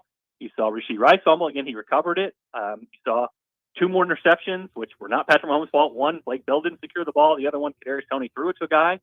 So I think more kind of just the ball security things when it comes to holding on to the football. But again, we're not talking about much here. We're talking about like eliminating some of these weird fluke plays with a little bit better concentration. And that's a whole lot better position to be in than saying you guys can't move the football or you can't get first downs or you can't drive down the field. It's like these weird small plays become really huge plays. And that seems to me like something that can be fixed not only on a game-by-game basis, but a couple weeks in a row, you start building confidence. So I would start with turnovers with the Chiefs, and if they stop losing the battle of the biggest plays of the game, I think they're going to be in really good shape. They're moving the football, and the offense looks better, I think, than what people think. It's just you kind of keep waiting for the other shoe to drop, and so many games this year, the other shoe, sure enough, has dropped, and the Chiefs have kind of given away points. What is likelier to happen down the stretch and in the postseason? Kadarius Toney is a positive factor, an impact factor for the Chiefs, or he is a non-factor. I'm taking the negative part of it out of it. I don't think he's going to keep volleyball setting interceptions into linebackers' hands, but hey, maybe he might. I'm trying to take the negative out of it, though. What's the better chance? He's a positive, he's an X factor, or he's a non-factor? I would say non-factor, but even then, I don't think the Chiefs are giving up on him. So I think it's more you figure out how can he help you. And basically right now, how he can help you is doing things that are not receiver related, right? I mean, he dropped 2 passes in the first game against the Lions, which cost him the game, including throwing one to a Lions defender for a pick 6. This last game, he threw another one to a defender, which handed the Patriots 7 points. He lined up offside, which is a concentration thing. But again, goes back to the receiver position. Andy Reid is just so good. I think utilizing guys' strengths to figure out what they do best. I think you've got to put him in there at running back. You got to hand him the ball. Make it simple on him. Like, he can still make those. I mean, what the shame is, guys, is that interception that he threw to the opponent against the Patriots, he was wide open because he ran a great route. You know what I mean? He can move in different ways than any other receiver that the Chiefs have. It's just, again, that other shoe dropping. You're waiting on something bad to happen, and sure enough, like the worst case scenario happens where he bobbles the ball up on a perfectly thrown ball and tosses the other team. So that, and where did he make his impact in the Super Bowl last year? The biggest impact. He returned a punt. And so I'm not so sure. I mean, we heard Andy Reid this week say again, kind of keep comments behind him, but I think for a while it's got to be over because you saw Mahomes on the sideline just erupt after that play happened, and he's basically fed up with it. So I think he had limited snaps, but maybe you switch him and Richie James. Maybe Richie James now is the receiver and Kadarius Toney is the punt returner, and that way you get something out of him and use his dynamic skill set without him losing concentration as a wide receiver. But I will go more with non-factor, but I don't think they're cutting him, and I think they're going to try to find a different role for him, but maybe receiver just doesn't hit. All right, Jesse, we're going to do a little real quick. Just give me short, simple answers. All right. Let's do it. All right. What happens first? The Royals win the division or the Chiefs don't make the playoffs? Chiefs don't make the playoffs, Royals win the division. Is that more so you think the Royals are going to be good, or more so that you think the Chiefs are always going to make the playoffs? Probably the latter, but the AL Central is pretty bad. So I think I can win it one of these years. Okay, all righty. That was my kind of Royals question. Then finally, where are the Royals going to play at?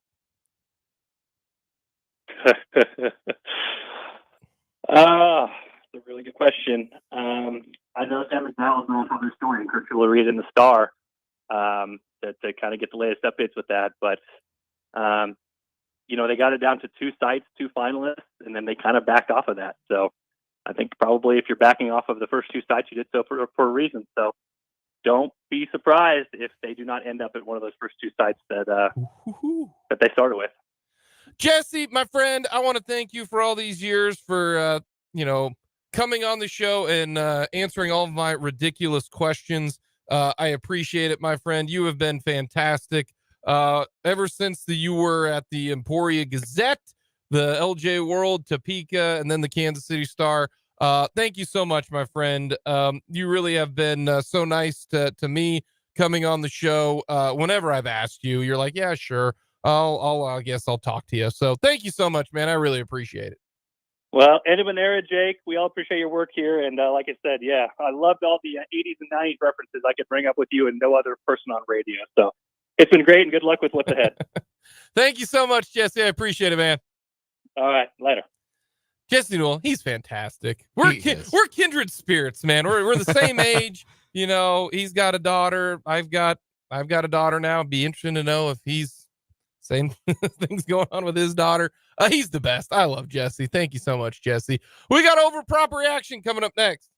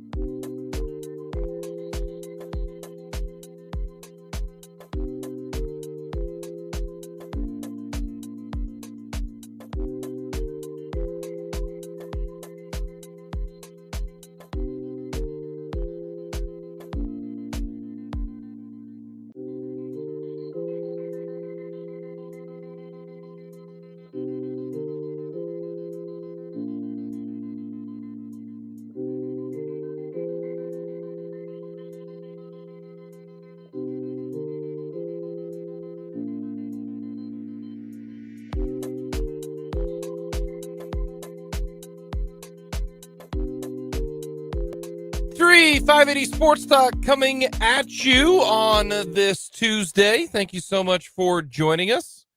Jake Levon, Brendan Dorzinski, not here. He is gone. He's calling the Washburn women's basketball game, which just concluded. Washburn women getting a win 75-50. See, look what happens. I leave Washburn women's basketball, and Laura Westling's like, thank God we can drop this giant boat anchor, and we're going to start winning.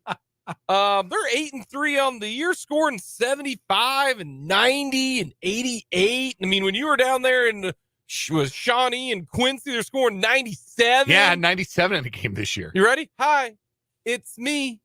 I'm the problem. It's me. Apparently that's the biggest issue there for, hey, if I needed to let go for that bird to fly away and spread its wings, then I will do so. As a proud alumnus of Washburn University, I want my university to do well. So that is terrific. The men getting set to play right now against NSU. But Brent will be back tomorrow. And you are heading to Silver Lake. The Eagles and the Dogs. That's right. War on 24. Yeah, very excited for basketball War on 24. One of the rare occasions where the girls game can rightly be called the main event. Number 1, Silver Lake. Number 4, Rossville. Yeah. Both teams unbeaten coming into this one. So that? That is going to be a dandy. Silver Lake's won 13 straight in girls basketball over Rossville, but this is a really good Rossville team. They got 5 starters back. They got impact freshmen in the post. So really good Lady Bulldog team. So that's going to be a dandy. And then the boys game will be good too, because it's the War on 24. It's always good. Yeah. Silver Lake off to a good start under their first-year head coach, Shannon Kruger, a name I know you're well familiar with. You bet. One of the great Washburn three-point shooters Hall of all Famer. time. Yeah. Hall of Famer. And in his first year as the boys coach, he's got them out to a 3-1 start. Both boys teams leading scorer is a sophomore. So there's some really good young talent on display. Going to be a great doubleheader tonight. Myself and Larry Latimer on the call. We'll be on around 5:45. We'll get you the tip-off of the girls game at approximately 6 o'clock. You can catch it right here. Don't touch the dial. 580 WIBW FM 104.9. Around 5:45 pregame coverage-ish, depending upon how things go. Tell the coach that I will miss the coach, man. I love Larry Latimer. That is such a good dude. And he's been calling games now with us for, I should probably know this. It's been a while. Certainly predates me. I think he predates Pat Strothman. No, he's with me. Yeah. I remember because so it's been at least I remember a decade. Corey Head, who was the coach at Hayden, was our color analyst, and then Larry Latimer, who was retired, and I reached out and said, hey, would you be interested? And he's like, yeah, I think so. And he's been doing it ever since. And he does a great job. Larry, great guy. Larry is like the mayor of Topeka. Everybody knows Larry Latimer. It is hilarious. He's been around. What's funny about Larry is that dude doesn't age. I hate to do this to you, Coach, but he's been around a while. Yeah, but he doesn't look like no. I need whatever diet he's on or water he's drinking. It's great because he'll doing.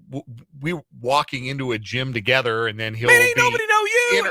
Nobody gives a damn about me, but he'll be intercepted 4 or 5 8 times. Yeah. I mean, he goes back to his Jeff West days. Yes. Yeah. And what's funny now is that because I'm married a girl from Meriden. I'm married, a Jeff West graduate. And so now a lot of people he knows are the same people that I know. In fact, he's known my father-in-law for years and years. Yeah. I was giving him grief the other day. Like, you should have told me that your old pal Larry Dieter had a daughter, like when I showed up here in Topeka. Come on, I could have met her much earlier. Yeah, no, so could have gotten a head start, but no, Lat's the best, and he is the best. We do. He's not just a great guy; he's a really good color analyst. Like, he's really good. It's value added to the broadcast. You bet. No. We look forward to being on the call tonight. So tell the coach that I'm gonna miss him, but I'll keep listening. I will. So tell the coach I said that coming up tonight. So we will talk with Michael Swain. We got What Is Wrong With You. I've got a dandy today for What Is Wrong With You. It might win the week. And maybe it'll win. Maybe it'll go down to the finals coming up. But we got that coming up. And then I've got some headlines. I thought Chip Kelly said something interesting over the weekend. after the win for UCLA. And we're going to get to some of that maybe in a little bit of headlines and talking a little Chiefs before we hand it off when you head up to Silver Lake for the War on 24. As always, let us know your thoughts. Hit us up. If there's something you want me to address tomorrow, as tomorrow will be my final show, let me know. Shoot me a text. Shoot us a text, and we will get into it because, I'm essentially getting fired tomorrow. It's my last show. I'm not getting fired. I'm choosing to move on for, various reasons, mainly because of family purposes. But if there's something that you want me to go back on, reminisce on, discuss, let us know. Shoot us a text, 785-272-9429. Or if you would also like to let us know in the comments section. A lot of people are very nice. I've refrained from saying the nice things on the air because I'll save that for tomorrow. We just need one day of me blubbering on the radio instead of multiple. But from the YouTube comments, Jake, I listen most every day of the show. You'll be missed. Wish you all the best in your new adventure. Robert, I thank you. We'll get into more thank yous and all of that. Like I said, I can't talk to you. I can't even look at you right now, Dan. So I'm not even going to look at you. Cover your face here real quick. I can't see Dan. Thank you. And Brendan, and we'll get to all that tomorrow. But if there's something you want me to, from the text line, I did not approve of this. I'm sorry. It wasn't something that we went and discussed, like yesterday, where I was like, hey, Lynn's wife, she's in my phone book, and in my phone, I think you've seen it, where when her name pops up, it's the wife with a smiley emoji. Mm-hmm. It's not like we just did this. It's kind of what's best for our life and my kids and everything like that. So we will get to that. So we'll get to all that tomorrow. But if there's something that you want me to discuss tomorrow, it is a free for all tomorrow. 785-272-9429. I don't know this answer. What's wrong with the radio signal lately? It doesn't even reach the west side of Lawrence. That's got to be weather related. That would be my guess. We had somebody say, somebody blowtorching into Colorado. Somebody on Monday said they heard the end of the Shawnee Heights Leavenworth broadcast all the way out in eastern Colorado. Yeah, so, which is not a surprise. Like, no. I've gotten it all the way in Burlington. Yeah, Burlington, Colorado. Yeah, down to Oklahoma City. When I've gone to Jeff City, Missouri for Washburn basketball, that is one trip I am not gonna miss. But they're not in the league anymore, so it does not matter. The most Eastern Bloc looking state capital in the for sure in the country. But you get 580 in Columbia, in Jeff City. We've gotten it on the outskirts of Oklahoma City before, driving down up to Omaha, damn near. So inside baseball, but WIBW is a huge signal, but it's not one of those 50,000 watt blowtorch signals like 850 out of Denver, or I think 820 in Dallas is one of those. WFAA, where it's like 900,000 WLW out of Cincinnati. Yeah. Like most major cities have those 50,000 watt. What's the one out of Lexington? 880. Yeah. Lexington, Nebraska, 880 is a 50,000 watt, and those you can hear. Those are clear channel signals, or what those are called. You can hear those like for miles and miles. We don't have that strong of a transmitter. What gives our signal strength is clear weather, clear skies, and like where like physically our transmitter is located. So, and Roy told me this. Roy Baum, our chief engineer, is brilliant. Mm-hmm. That dude is so smart. And he said it has everything to do about where we are on the dial, really low, 580. Being 580 helps. And then he was going in like sine, cosine, tangent, and all this kind of stuff. It was incredible. So yeah, if you're having trouble hearing it one day or a collection of days, it probably is just like weather related or which way the wind is blowing. Oh yeah. But no, rest assured that we're still booming, and hopefully you, Jake, will be able to catch us just fine on the east side of Topeka. From the text line. See, I have no problem. Like, if you think I haven't admitted to the wrong takes that I've got, then you haven't listened to this show at all. Talk about how you thought Will Howard wasn't good. He wasn't. He was not good. We'll all talk about that. I will talk about that till I'm blue in the face. We all got to put our hand up on that one. You want to know who's the only person that can say that legitimately talk about how you thought Will Howard wasn't good? Is Chris Kleiman. He was the one who said here his junior year or his sophomore year, we got the best backup quarterback in the nation. And we're all like, the hell you do? No, you don't. He wasn't good. And then all of a sudden, on some Saturday, down in Fort Worth, he turned into Dan Marino. And then he turned into Dan Marino the rest of the year last year. It's honestly one of the coolest stories in college sports. And it happened to a really nice kid, too, which makes it even better. But if you don't think I haven't owned up to my bad thoughts or bad takes, that is no. Well, that's the kind of thing we're looking forward to. Here on your way out to. Yeah, we'll do it on second thought. You know, there are a bunch of things I was right about. Derek Carr stinking. I'm gonna take a victory lap there. But yeah, like I'll admit, when they hired Mike Matheny, I wanted to give him the benefit of the doubt. Yeah, maybe he's changed. You know what? Mike Matheny has gone through it, and that's an okay hire. Brendan and I were ripping that from and I was pillar wrong. to post. And I was wrong. But I another one that I got right. When y'all hired Jeff Long, KU, I said on this airwave, and we can pull the damn air check from a couple years ago, I said, this is not what you want to do. He butchered that Arkansas program, handled bad contracts. Look what happened to Petrino and Burt and all of that. That is not a guy you want. And I was not fully on board with Les Miles. Everybody wanted less, right? How'd that work out for you? I was right on that one. Great content. Great for content. In what regard? Sam Hellinger, formerly of the Star, now works for the Royals. That is epic. I remember I was on my laptop in my home, in the basement, in my recliner, on that Zoom call. And Jeff Long, in what regard? In the regard that they weren't any good. Losing? Oh my God. They lost a lot of games. Holy There cow. are some press conferences. There are some moments in this business you will never forget where you were for those things. And one of those for me was listening to Les Miles's Big 12 Media Day press conference. We were sitting next to each other at Jerry World. Like, what is happening? The bewilderment on Why is he pausing? Not just our faces, but on everyone's faces. Like, is this guy okay? Like, I remember we talked with, it was an Oklahoma City radio guy who played for Oklahoma State, loved Les Miles. He turned and looked at us and said, Les ain't right. Sean Mays. It was Sean Mays from the franchise. I don't remember. I think it was his name. Sam Mays. Sam Mays. Sam Mays. Sam Mays. Something ain't right.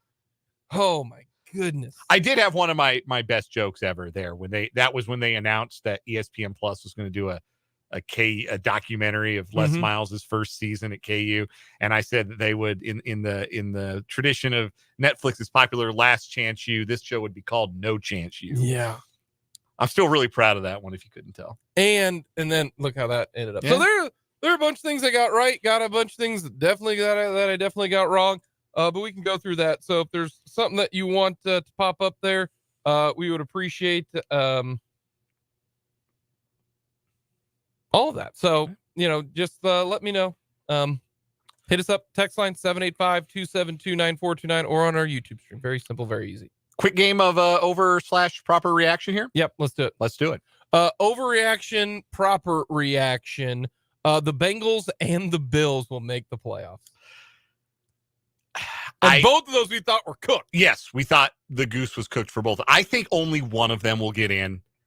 Okay. And I think it is likelier to be Buffalo because I just think they're playing better, and the way that they're playing feels a little more sustainable. Like, it does not feel like the Bengals' current success is sustainable. They just got to win 2 of the next 3. That's all they got. Yeah, but it's especially not sustainable without Jamar Chase. He's going to miss, it sounds like, probably this week, if not longer. And the other big loss, they only play the Steelers next week, and they're starting Rudolph. Mason, not the red nose. And then they take on Cleveland at the end of the year, who might not have anything to play for. They might have the 4-5 seed wrapped up. Mike Tomlin, like Santa Claus, turning to Rudolph on Christmas Eve to try and save the day. I mean, the headlines write itself. If you're from Pittsburgh, the Gazette, he'll go down in history. Ben Solak made that joke on Twitter. He beat me to that one. I have to cop to that. But I even against Pittsburgh, like Pittsburgh's fighting for their lives too. And the other big loss for Cincinnati, I think is going to really cost them. DJ Reader's out for the year, and that's their interior stud. That to me, we talked about that's not really a star defense. Cincinnati, they don't have like superstars, but I think Reader's their most important guy up front, and that's a really big loss for them. So I just think they're losing too many bodies, and I don't think they have it in them. I think they're going to run out of steam here.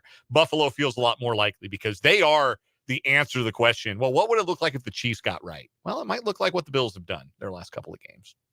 So overreaction, proper reaction. The Cowboys are the Cowboys are the Cowboys. It's the proper reaction. I'll die on this hill. I don't think the Cowboys will ever win anything in here recently. And I think Dak Prescott, this is the best he's looked. Like, I've never been a Dak guy. That's another take that I've had. I've never been a Dak guy. They gave him a whole bunch of money, and I said he'll never win anything with Dak at your quarterback. They better play indoors, but we will see when crunch time comes. So I'm going to say, no, that's proper reaction. I need the Cowboys to actually do it, and I don't think they ever will. Yeah, they get a big opportunity and to prove that they aren't who we have thought they have been for the better part of 3 decades almost now. And they punked the Eagles. That was super impressive 2 weeks ago. They got up for that game. The Eagles could not. And Dallas punked Philadelphia. For Dallas then to go on the road the week after and have like the hangover of hangovers, like charitably, that's what you would say about that performance is, they had a bit of a hangover from winning their Super Bowl and beating Philadelphia and just ragdolled by Buffalo for 60 minutes. They only gave up. Josh Allen didn't even throw for 100 yards, and they got nuked in that game. That just tells me that, they're it's the line from Succession. One of the last lines of the episode in the final season, Logan Roy telling his children, "You are not serious people." And that is how I feel in the end about the Dallas Cowboys.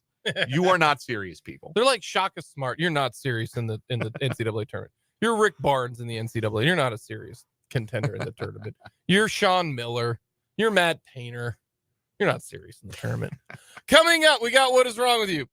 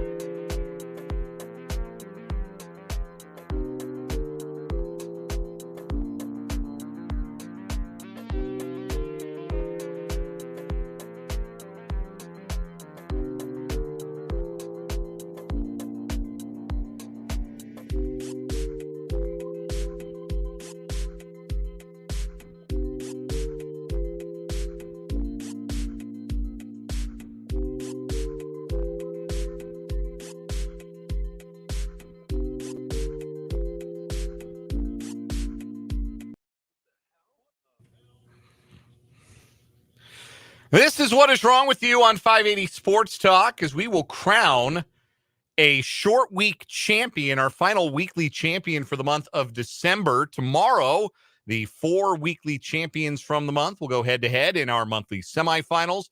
And on Thursday's show, the final one of this week, we will crown our December champion, which will then enter into the Tournament of Fail Champions. We will choose our What Is Wrong With You winner for the year 2023. That will be coming up next week on the show. What Is Wrong With You is sponsored today and every day by Top City Metal Supply. Top City Metal cuts the metal you need to your specifications, saving time, money, and material. Never settle when it comes to metal. Top City Metal Supply on South Topeka Boulevard, halfway between Frito-Lay and Forbes Field. Our current champion, Jake, is a 19-year-old woman who set her ex-boyfriend's bed on fire. Was he in it? Yes. Oh, so no. was his current girlfriend. So was their baby. Wait. She broke into his house. What? Set the bed on fire. How'd she get to the bed? She broke into the house. But do you not hear him? The new girlfriend did, like, heard the lighter, which is... No, like, how do you not know that someone's, like, walking in your house? Like, I don't know. It was in the dead of night, apparently. Okay. That makes more sense. Set fire to the comforter. Thankfully, no one was injured in any fashion. They were able to get the fire out before fire arrived. But yeah, little revenge bed burning. That's like the one time I feel like you're able to put hands on a woman. Like, if they're trying to light you and your wife or your girlfriend and your baby. Yeah, I feel like you can go to extreme measures there. I think that's justified. All right. So go ahead with your story today, Jake. Get us started. All righty. We are going we're gonna go the poison route. How about that? After purchasing a meatball sandwich for his nephew, that's right, nephew got a little Scar Mufasa Simba thing going on here. A Florida man poured Visine all over the food, which was later partially consumed by his relative. Investigators say that James Leach of Pinellas Park Wednesday, when asked for an employee for a bottle of Visine due to having dry eyes. Well, what did he do? Nope. He decided to put it on the sandwich. What are you doing? This is terrible. When police subsequently arrived at Leach's home, he declined to answer questions about, and requested a lawyer. The victim said he only consumed a small portion of the sandwich before cops showed up and was unaware that Visine had been added to his meal. While medically he was summoned for the victim, he ultimately refused treatment. Yeah. You left out some great details here. The worker at the market said that could hurt someone. And Leach reportedly replied that it would only cause the victim to bleep himself and puke his brains out. Yeah. That's not entirely true. Like, it can be lethal if ingested. Yes. The market employee who described Leach as a regular customer said the suspect had issues with his nephew and declared that he, quote, hated him. Yeah, this is some serious, Lion King This vibes. is beef. Yeah. And try to solve it with poison beef? Yeah. And, man, a meatball sub is delicious. I love a good meatball sub. It's been a long time since I've had a meatball sub. Love a good meatball usually a quality menu item for sure. Yeah. For my story today, we're going to Davis County, Utah, where an 18-year-old man led police on a pursuit through North Salt Lake and Davis County, traveling at speeds at over 100 miles an hour and ramming into a trooper's vehicle. 18-year-old Christopher James Kessler. Let me tell you how Christopher is spelled. Chrystapher. That is the most Utah spelling of Christopher I have ever encountered. Arrested on 2 counts of reckless driving, reckless endangerment, failed to stop or respond at command of police, aggravated assault, as well as multiple other offenses. This happened December 15th around 11 p.m. A Utah Highway Patrol trooper responded to a call regarding a fleeing vehicle on northbound I-15 in North Salt Lake. A black Dodge Charger fled from a trooper going over 130 miles an hour with no lights on. The trooper tried to conduct a traffic stop at an off-ramp. The trooper said Kessler initially slowed, but then turned his lights off and drove through a red light. Another trooper would later follow Kessler off the interstate to Antelope Drive. Kessler blew through 2 more red lights on that street before turning north. At this point, the first trooper was able to deploy spikes to attempt to stop Kessler. A helicopter joined in the pursuit. Officers successfully boxed the car in, but Kessler put his vehicle in reverse, crashed into a patrol car, was able to escape again, fleeing at over 100 miles per hour before ultimately crashing due to his speed and flat tires. He fled on foot, but was followed by the helicopter, found, and taken into custody. And this dude gave a good chase. Troopers found multiple THC pens in the Charger, but Kessler reportedly said he did not have a medical marijuana card. The vehicle also was not insured. After his arrest, Kessler allegedly told the officer he had fled since his driver's license was not valid. When the officer asked about the incident where Kessler rammed a patrol car, Kessler replied, quote, "Bleep it, man. I'm already so deep. Might as well go through y'all." I mean, that's one way to look at it. That's one way to look at it. I mean, how many charges do I got already? I ain't getting out. Might as well try to. That's one way to do it. That's one way to do it. Who wins today? This guy went. No one's. I mean, the lady tried to light someone on fire. Jeez. Like, yeah, trying to barbecue your ex and his new girl and a baby. That's pretty flagrant. That's hard to beat. How old was the baby? A baby. Well, like how old? Like you shouldn't have the baby in the bed. The baby should be in the bassinet in the crib next to the bed. Yeah, I don't know. Didn't say the age of the baby. Just baby. Not toddler, so we can assume younger than toddler. Okay, I consider a toddler 2. I consider a baby not like being a year yet. I don't know. Yeah. I don't Well, you got like newborn and infant. All right, so our man fleeing police wins today, but the woman, Yes! the beds are burning woman, is going to be our final weekly champion of the year. There's no going back from that. No, you really can't, can you? What do you suppose that like? This is where I'd have a hard time like doling out punishment. Like, where do you put that person trying to do that? Like, is that like attempted murder? I know it's arson, obviously. Yeah. Like, where does that fall into the aggravated assault, reckless burning? Yeah. Reckless burning. Didn't know that was a thing. Just kind of like we found out that mischief was an actual thing and not something that little kids got into. So reckless burning, the jilted X and the reckless burning, that's moving on. Metal cut to order when you need it. Top City Metal Supply on South Topeka Boulevard, halfway between Frito-Lay and Forbes Field, your sponsor of What Is Wrong With You. We're going to take a break. On the other side, Michael Swain, Fog.net, will join us for Jayhawk Weekly here on 580 Sports Talk.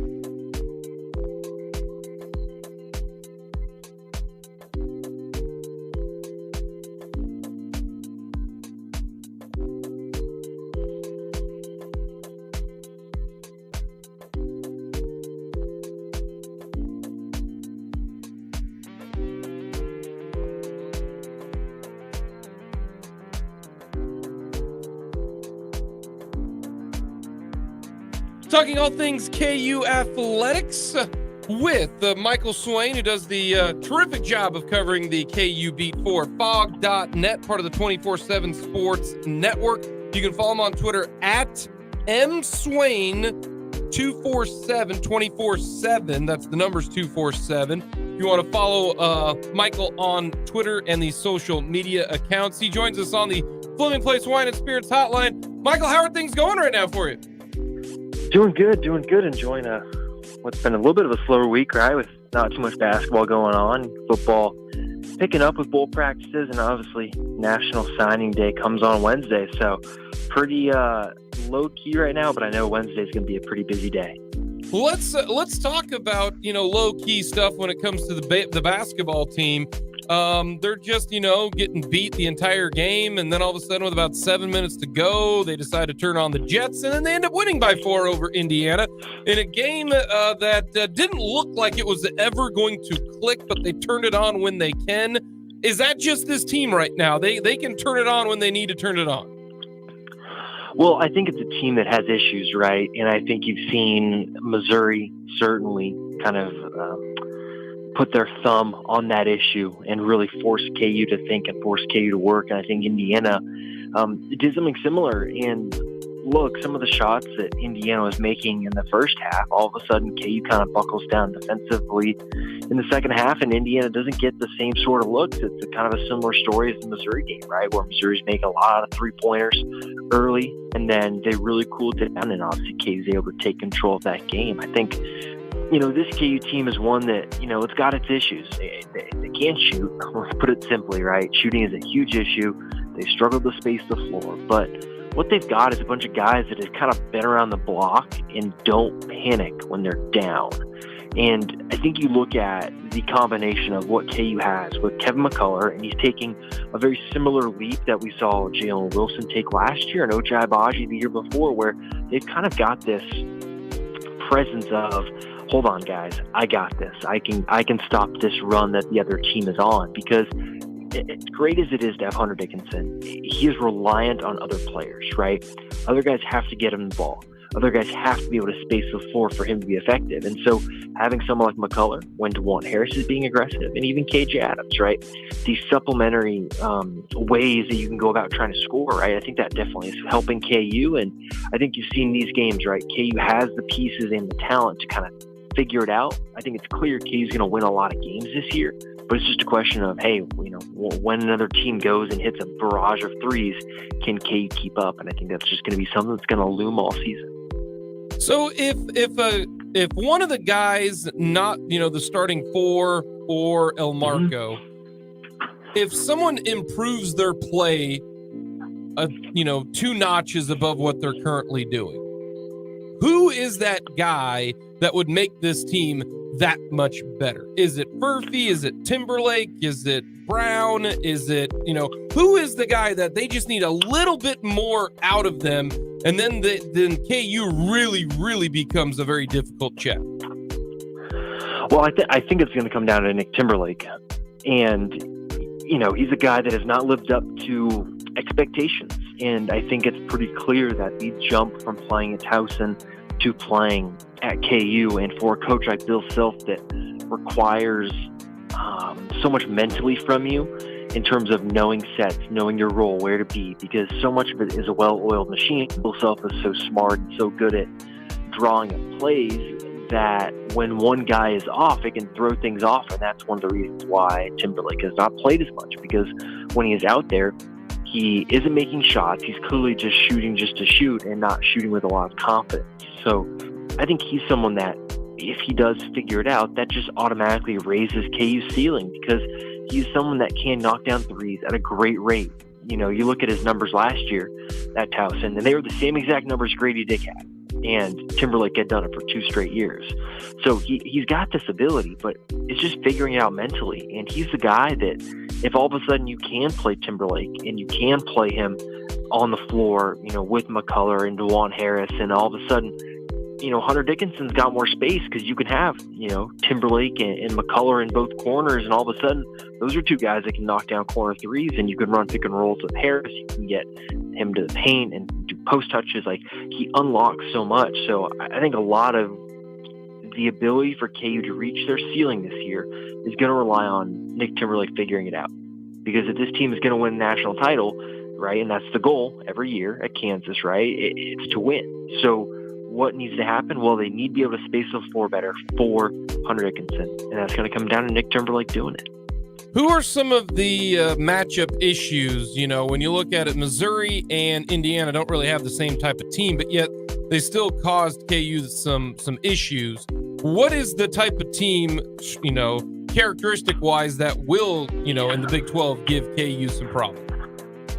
Well, I think it's going to come down to the teams that play a smaller four and teams that do shoot a lot of threes, because threes are kind of based on variance too, right? There can be high variance games where a team goes crazy and makes 50% of their 3-point shots, and if they are a high volume 3-point shooting team, right, that's a lot of points they're putting up. So I think it's teams that are going to shoot a lot of threes. I think it's teams that are going to have someone that's maybe a smaller four, where all of a sudden maybe they're playing four guards and you're looking at KJ Adams having to guard another guard on the perimeter. And those are the situations when he's not been at his best. You know, when KJ is playing his best defensively, it's when he's able to really stick with guys. And I think they still switch, but it's a different matchup when he's got someone as big as him, where he's not worried about being driven by every time. He can wall up and use his physicality and athleticism. So I think those are really the two big traits you look at. And it's going to come down to, I think for KU too, a lot of this just depends on them. Can they not turn the ball over? Because they are a very good passing team and they pass it really well, but there are these periods within games where at times they just get so sped up, and those are the times when other teams can go on runs, and I think those are obviously the things you want to avoid, right? So teams going on big scoring runs. So I think it's kind of that type of team, right? Shoots a lot of threes, maybe plays a little smaller, can really get into KU, get KU sped up.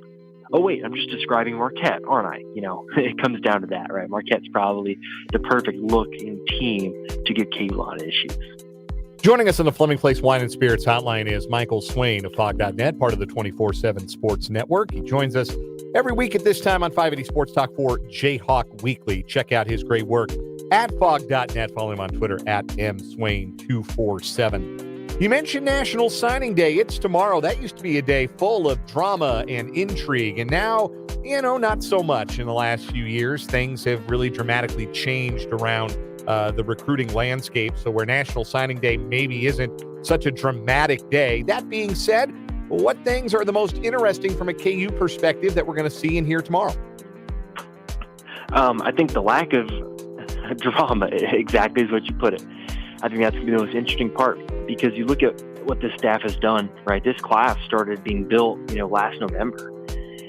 And it's not one that's being put together at the last minute, right? If you look at KU's class right now, the most recent commitment came in October, and before that it was July. So this is a class that came together a long time ago, and the coaching staff has worked very hard over this contact period that just wrapped up in early December, where they worked really, really hard to make sure that they spent a lot of time in the living rooms of those families, answering questions, talking through things, making sure everybody is on the same page. So, you know, I think for KU now, it's a type of signing day where a quiet signing day is a great signing day, you know, unless there's maybe one more addition that could happen. We'll have to see. I'm not too sure about that just yet, but I think generally, right, it's a very good class for KU. You look at the different, I'll have a story on this on Wednesday so folks can read it, but there's a lot of different ways you can look at recruiting classes. And if you want to look at the average rating of these players, it's the best class KU's ever had. It may not be the highest ranked class because they don't have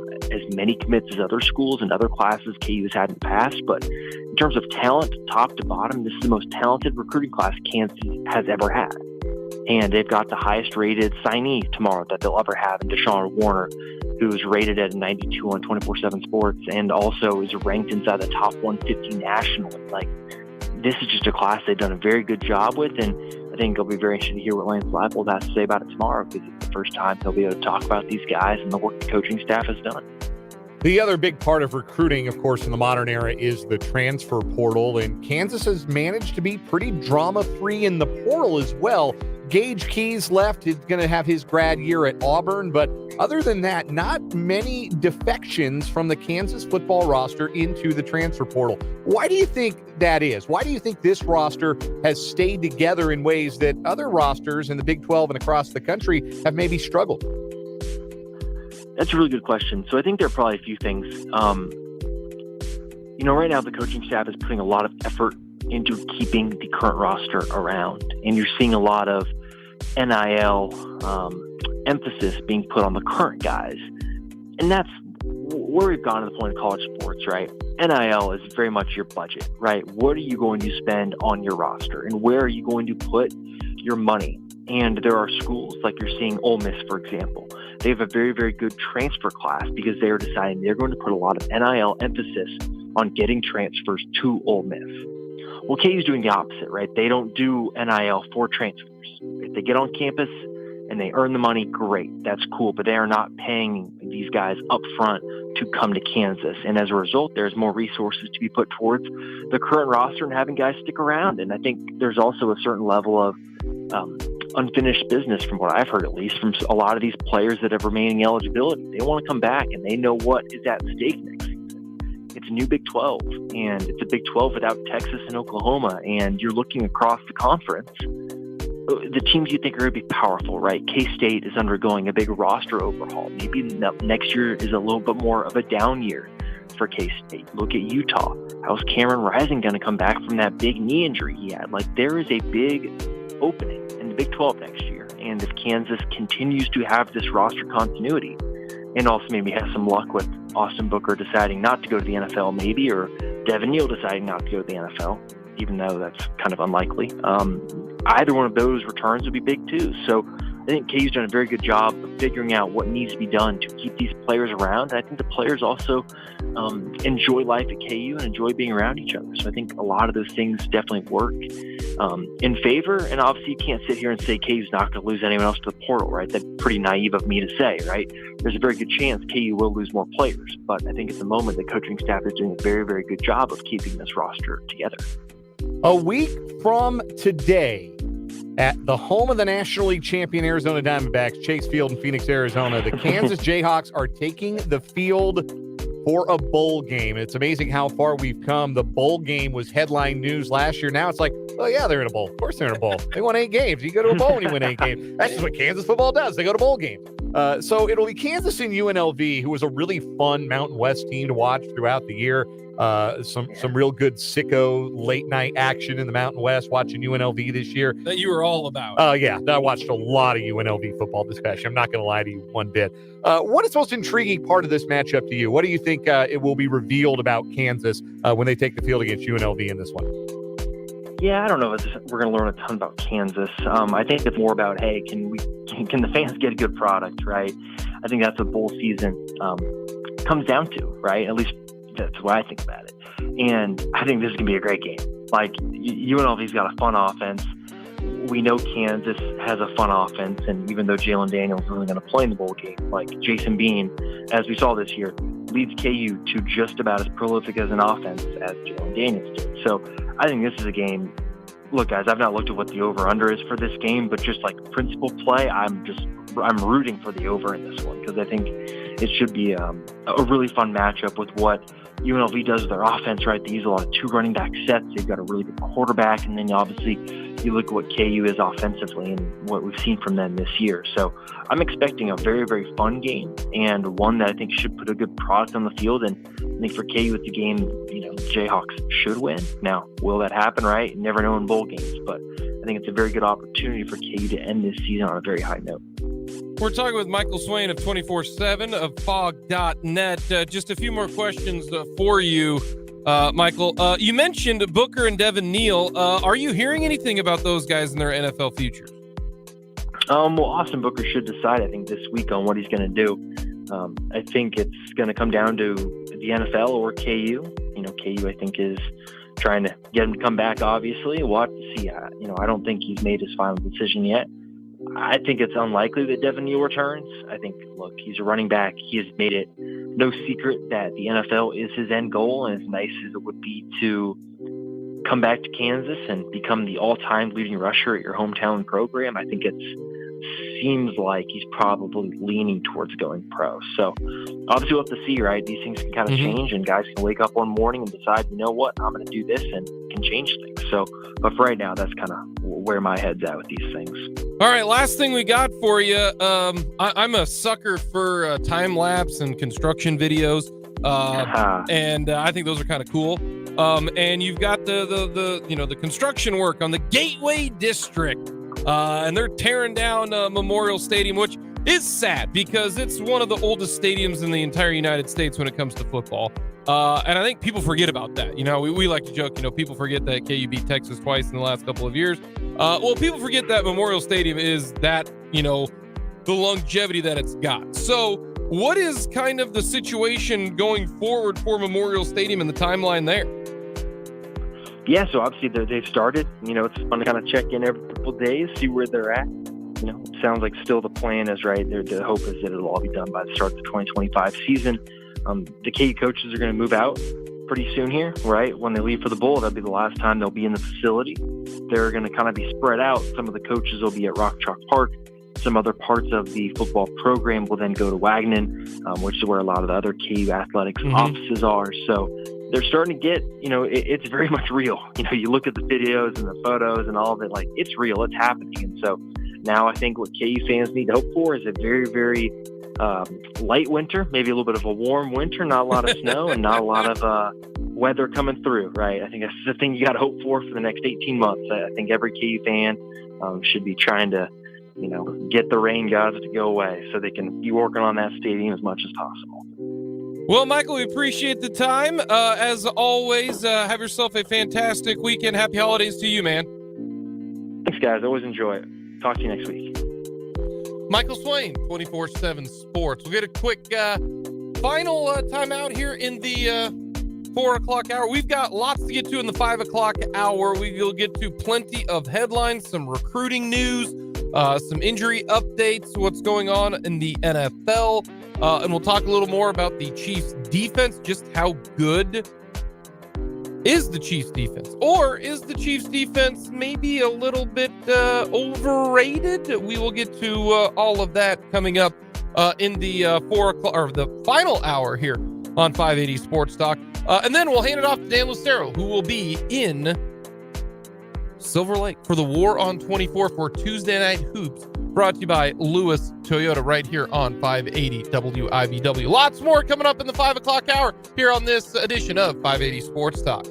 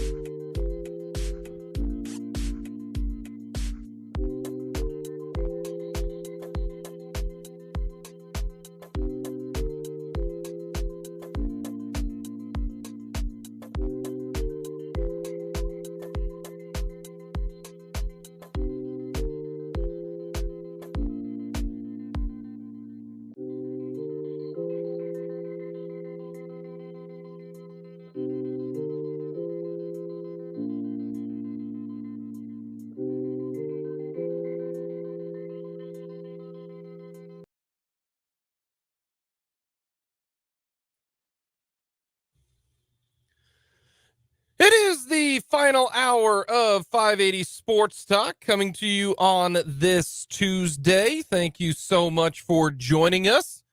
Jake LeBon with you. Brendan Dworzinski is at Lee Arena watching and calling the Ichabods taking on the Riverhawks of Northeastern State. The Washburn women won going away. Yabari Widata with career high 19. And the Washburn men, they are destroying Northeastern State right now. Halftime 43-23. The Washburn men taking care of business. How about freshman Jack Batchelor? 17 points for Batchelor. 5 of 10 from the field, 3 of 5 from deep, 4 of 5 from the foul line. The freshman putting together an impressive day and game thus far. The Washburn Ichabods holding the Riverhawks to just 32% shooting. And Washburn 9 of 10 from the foul line. And then Dan is on his way to Silver Lake for the War on 24. How about 2 unbeatens for our Tuesday night game of the week brought to you by Lewis Toyota? It is Silver Lake undefeated in girls basketball, Rossville undefeated in girls basketball. Should be a terrific game. And then the boys game will follow. We'll have pregame coverage starting around 5:45. We will head to Silver Lake for that big one right before the Christmas and holiday break coming up for a little Tuesday night hoops. So we got about 45 more minutes to go here on this edition of 580 Sports Talk. Like I said, for tomorrow, if you would like us to talk about something, tomorrow will be my last show. Made that announcement last week, but I will be leaving the 580 WIBW airwaves tomorrow. It'll be my final show. And if you want us to get to something, to reminisce on something, let us know, and we can get to that tomorrow. We should have some fun tomorrow. We'll talk with Paul Meyerberg. We will talk with Tim Fitzgerald. We'll get to as much sports news as we can, but it might be more so just random thoughts, rankings, hot takes, all of that coming up tomorrow. So that could be different. It might be the same, but I'll be with you until 6 o'clock tomorrow. And then I am off to a new position. I will be moving into the financial world. That will be my next position. You can still see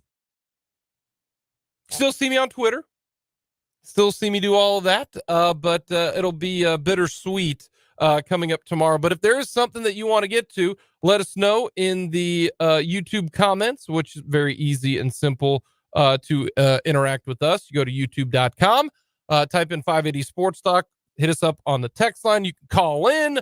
We'll take some calls as well tomorrow if you'd like to say, good, I'm glad you're leaving. Nobody likes you. Well, you can say that because that'll be the last time I'll be on the air tomorrow from 2 to 6. So if you want to do that, you can.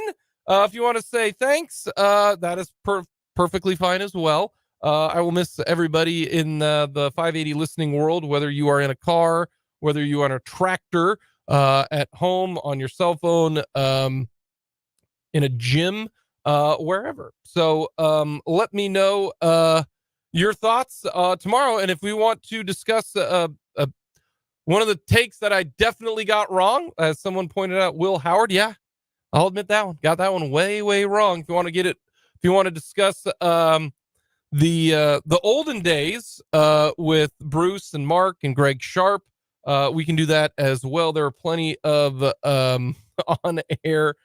Even somebody did bring up the time that I decided to sing 38 Special, Hang On Loosely, on Robin and Megan's show when I was first starting. They were giving away tickets to 38 Special up at the casino, and nobody was calling. All you had to do was sing. All you had to do was sing a song, and I'll remember this because I was like, I'll sing, and so I actually tried to sing it. I know the lyrics because who doesn't know Hang On Loosely, or Hold On Loosely, Hang On Loosely, by 38 Special, and I absolutely butchered it. It was so bad that my uncle who was listening called in and was like, "Hey, dude, you gotta stop singing." It was hilarious. And I got absolutely roasted for singing. But who knows? Maybe we'll do some singing tomorrow. I have no idea. Fitz will probably roast me a little bit. We're excited to talk to Paul. All of that coming up tomorrow.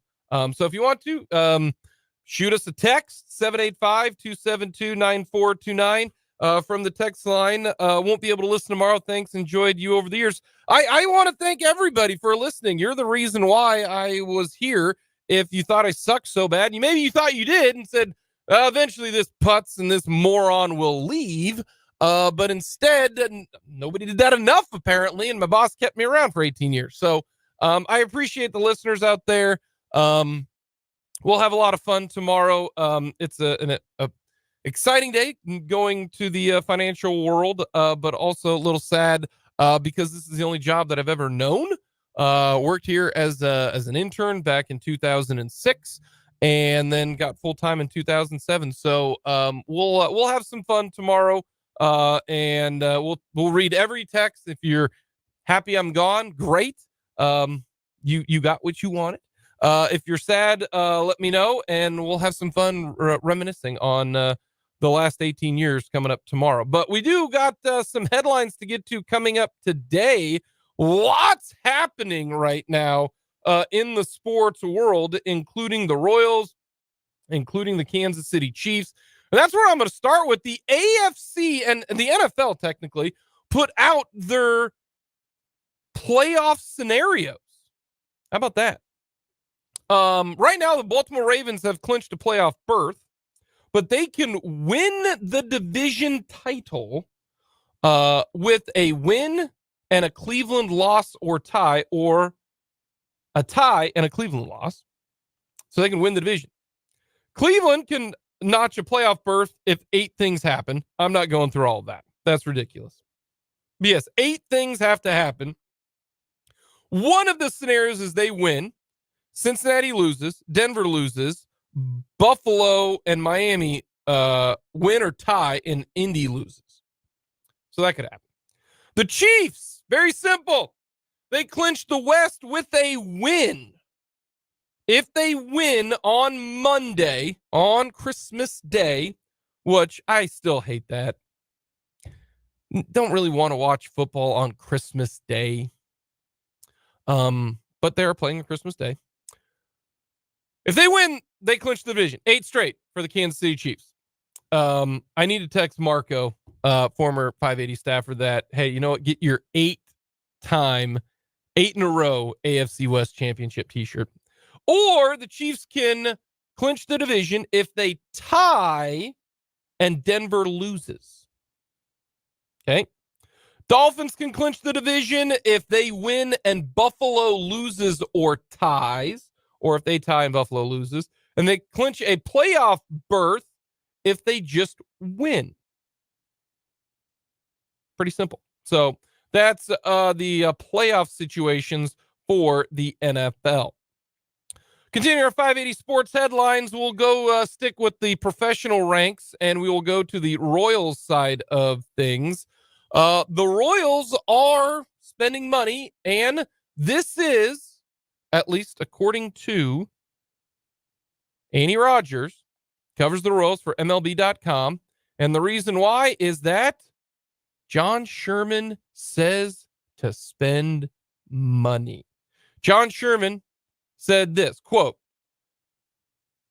this is JJ Piccolo, beg your pardon, on John Sherman. Quote, went to majority owner John Sherman and president of business operations Brooks Sherman and talked to them about our needs and the possibilities and how we could acquire starting pitching. They were very open to how we can complete this team. I do want to thank them for working with us throughout this whole thing. John was very clear all along. We'll do what's necessary when we feel like the time is right. With the moves we made last week, a couple trades prior to that, I feel like it was appropriate to at least have the discussion. JJ Piccolo continues to say, all the divisions are tough, but I feel like our division right now is a little bit jumbled. Minnesota clearly had a good year last year, and they're going to be the team to beat. Guys are getting into the third and second, fourth years of the major leagues. That's sort of getting into your prime years. So it was the right time for us to add to this club, and John Sherman allowed us to do that. This is one of those things where, should I congratulate John Sherman for doing what he's supposed to do? It's like congratulating, MBS for catching a pass. Maybe I should, because he doesn't do that often. Maybe we should congratulate John Sherman for finally opening up the checkbook. Hey, you've never done that before. You certainly didn't do that last year. You're doing it this year. Should we actually congratulate you? You set the bar so low that we're excited, We're excited that you're actually trying to win. You're actually trying to improve the roster. I should give you kudos for that. I should congratulate you for that. That's how low the bar is. Like, way to go. You're actually trying to win. Something that you should be doing every single year. But here we are, where we're excited that you're actually spending money, and fans are excited. That's where we're at in professional sports. Owners should do that every year. You should always try to be competitive. You should always try to win. That's why we play to win the game. But here are the Kansas City Royals. So you've got the Royals and J.J. Picollo saying thank you to John Sherman for trying to win. Last thing about Picollo said, quote, "We coined last season as a season of evaluation. When those evaluations were complete, we realized where the holes were. And we were just attacking those holes. Couple starting pitchers, the bullpen, and a bat. We've met those goals or objectives. The message is we're committed to putting a competitive team on the field that our fans can be proud of." Well, it's the first time that they're going to put a competitive team on the field since 2017. Because 2018, all the way until last year, you haven't been competitive. So the Kansas City Royals trying to be competitive. Should we give them the benefit of the doubt and say, way to go, John Sherman.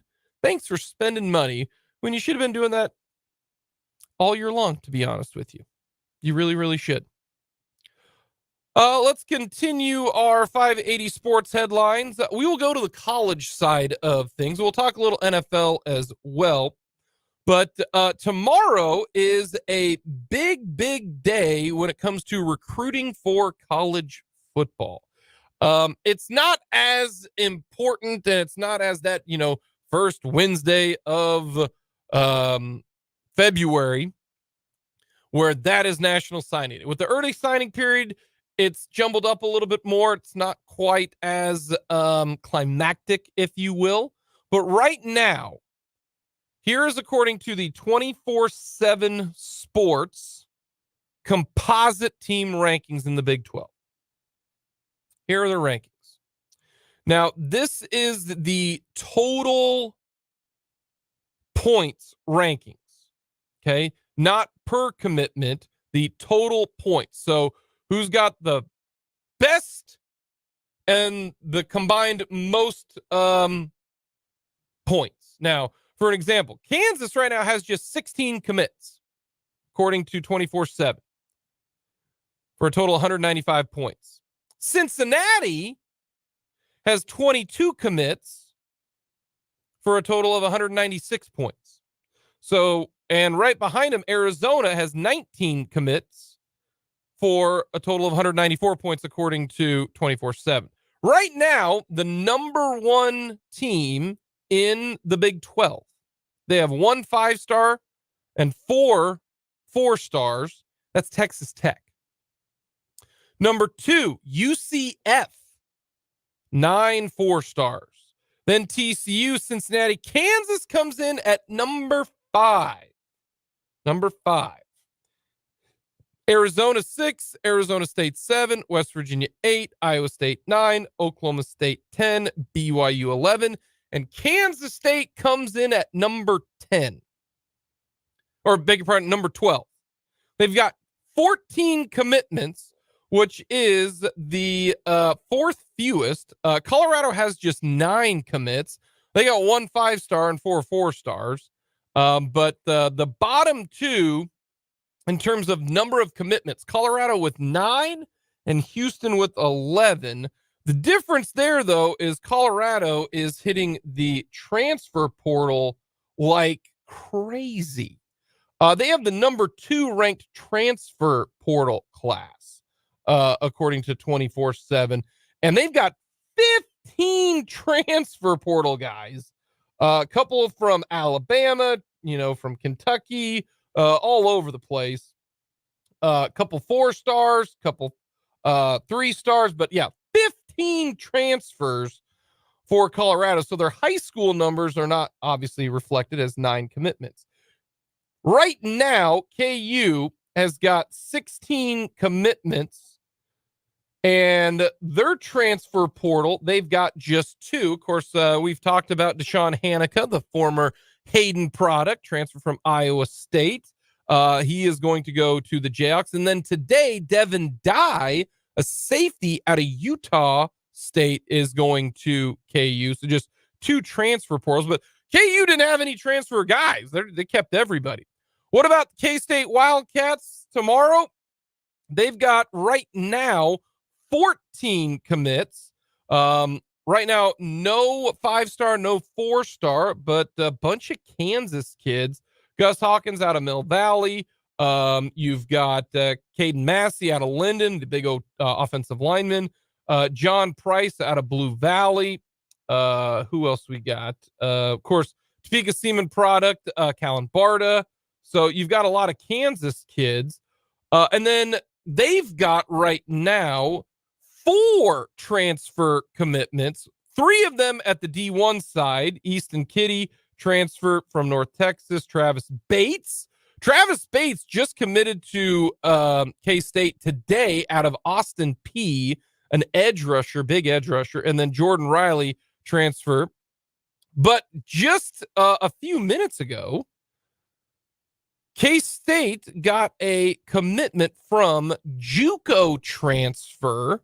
Big man in Malcolm Alcorn Crowder.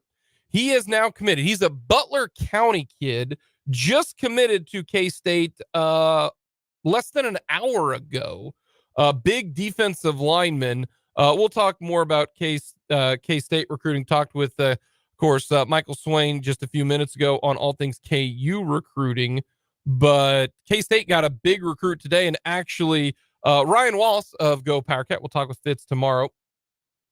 So there's a realistic scenario, depending upon the formation, that K-State's 3 defensive linemen could go 6'6", 250, 6'3", 340, and 6'6", 300 across its front. That's a lot of beef. We talked about K-State the O-line beef, Kansas beef. For the Jayhawks or for the Wildcats when it comes to their NIL stuff, that's a lot of beef up front. So those are some of the headlines. The Royals today officially made it official that Hunter Renfrow will sign a 1-year contract with the Kansas City Chiefs, and the Kansas City Chiefs. The Kansas City Royals are going to get to the Chiefs in a second. The Royals officially announced Hunter Renfrow's 1-year deal. They have designated Max Castillo for assignment. So he is no longer going to be with the Kansas City Royals. So those are some of the news and the headlines coming up today. Seeing if any other late breaking news with the Chiefs playing on Monday. Things have altered schedule-wise for the Kansas City Chiefs. Aaron Rodgers indicates that he's not going to play this year. That is no one should be surprised. If you fell for the old Aaron Rodgers going to work himself back in, you think Aaron Rodgers is going to risk his Achilles for a team that's eliminated from the playoffs? Come on. Ridiculous. Of course, that wasn't going to end up happening. But that's the other biggest news when it comes to the headlines happening today. Coming up next, we'll talk about the Chiefs' defense, where they need to improve, and if we got time, we'll get to Chip Kelly and what he would do if he were in charge of college football. We'll get to all that here in this 5 o'clock hour here on 580 Sports Talk.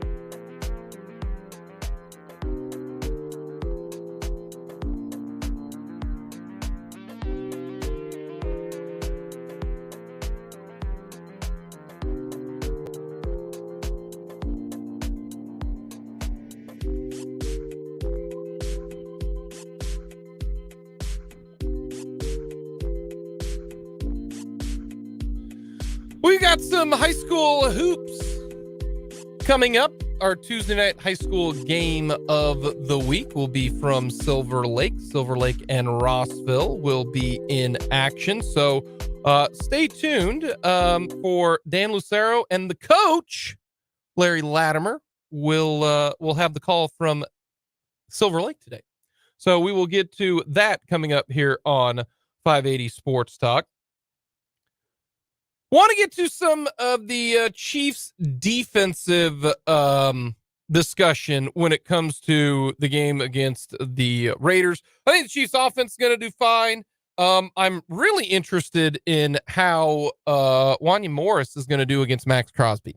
That is one thing that I am interested in on Monday. Because if he can play well, if he can get it done, the Chiefs are in a huge bonus situation on the offensive line where their offensive line is set next year. If Morris can do well against Crosby, and this will be the best guy and if I were the Raiders, I would line up Crosby right over Morris every single snap, every single time. See what the rookie can do. Max Crosby, one of the best pass rushers against the rookie, line him up, see what he can do. And if he does well, I think this might be just the best This will be the best test. This will be the best job interview for Morse if he can find a way to get it done. I really do think that. But the Chiefs defense for me is one aspect where they were so good in the first 9 weeks. During that 6-game winning streak, the Chiefs defense was excellent. I mean, it really, really was. They got off to great starts. You didn't worry about big plays. The Chiefs defense was excellent.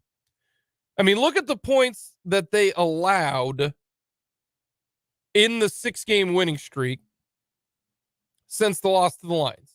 9, 10, 20, 28, 17. And then the game against the Broncos, we know that that was more so the Chiefs offense turning it over 15 times. Then you gave up 14 points to the Dolphins. But in that 6-game winning streak, you had 20 points 2 different times. That was the max. Now, the Kansas City Chiefs, when it comes to their defense, have gotten off to such slow starts. That has been the biggest problem for the Kansas City Chiefs defense. Against New England, they gave up 10 points on 5 drives, but got lucky because 1 field goal was missed. That's 3 scoring drives out of 5. Buffalo scored 14 points on 5 drives, 2 touchdowns, 1 interception, 1 punt. And then had they had an extra 20 seconds, they probably would have attempted a field goal, but because of the clock, 2 out of 5. Green Bay scored on 2 of their 3 drives in the first half and would have scored a third, but they chose to punt it instead of go for the long field goal. And then Vegas, they had 4 drives, scored on 2 of them, missed 1 field goal.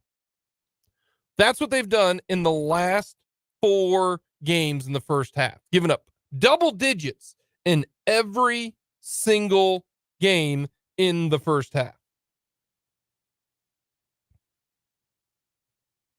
That's not good starts. Now, the positive is, in the second half, they've only given up really 1 touchdown in the last 4 games in the second half. 3 points Vegas scored. Green Bay got a touchdown, 2 field goals. Buffalo got 2 field goals, and then New England, really, the touchdown didn't matter because that game was over, and also it wasn't the defense's fault because Kadarius Toney can't catch a pass. If the defense right now continues to play like it has, where they give up at least 10 points, if not 14,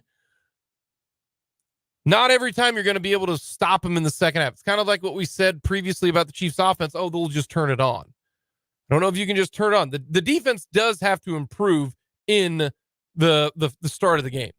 But how about this? This was from Adam Levitin, covers the NFL, and big analytic guy. Big analytic guy. He says here, EPA can be flawed due to fluky plays like turnovers, penalties, QB kneels, Hail Marys, garbage time. Our team came up with EPA data, which removes that stuff. And this is the rank of the defenses. Okay. This is just one metric. They've got Cleveland as the best defense, then Baltimore, then the Jets, then New Orleans, Miami, Atlanta, Carolina, the Rams, Pittsburgh, Minnesota, Houston, Detroit, then Kansas City. So they don't have Kansas City as a top 10 defense. They're 13th, according to this statistic. That's EPA. Take it for what you will. Take it for what you want. But that's interesting when it comes to that statistic. I think the Chiefs defense is pretty damn good considering they're allowing in their last, they allowed 10 points to the Patriots, 20 to the Bills. The Packers had 27, and that was honestly their worst defensive performance of the year, to be honest with you. I think Chiefs defense is a top 10 defense, if not a top 5 defense. We'll get one final timeout. Coming up next, we got the final word, and then we're going to hand it off to Dan Lucero, who is from Silver Lake. A little war on 24, Lewis Toyota Tuesday Night Hoops. That's coming up here on 580 WIBW.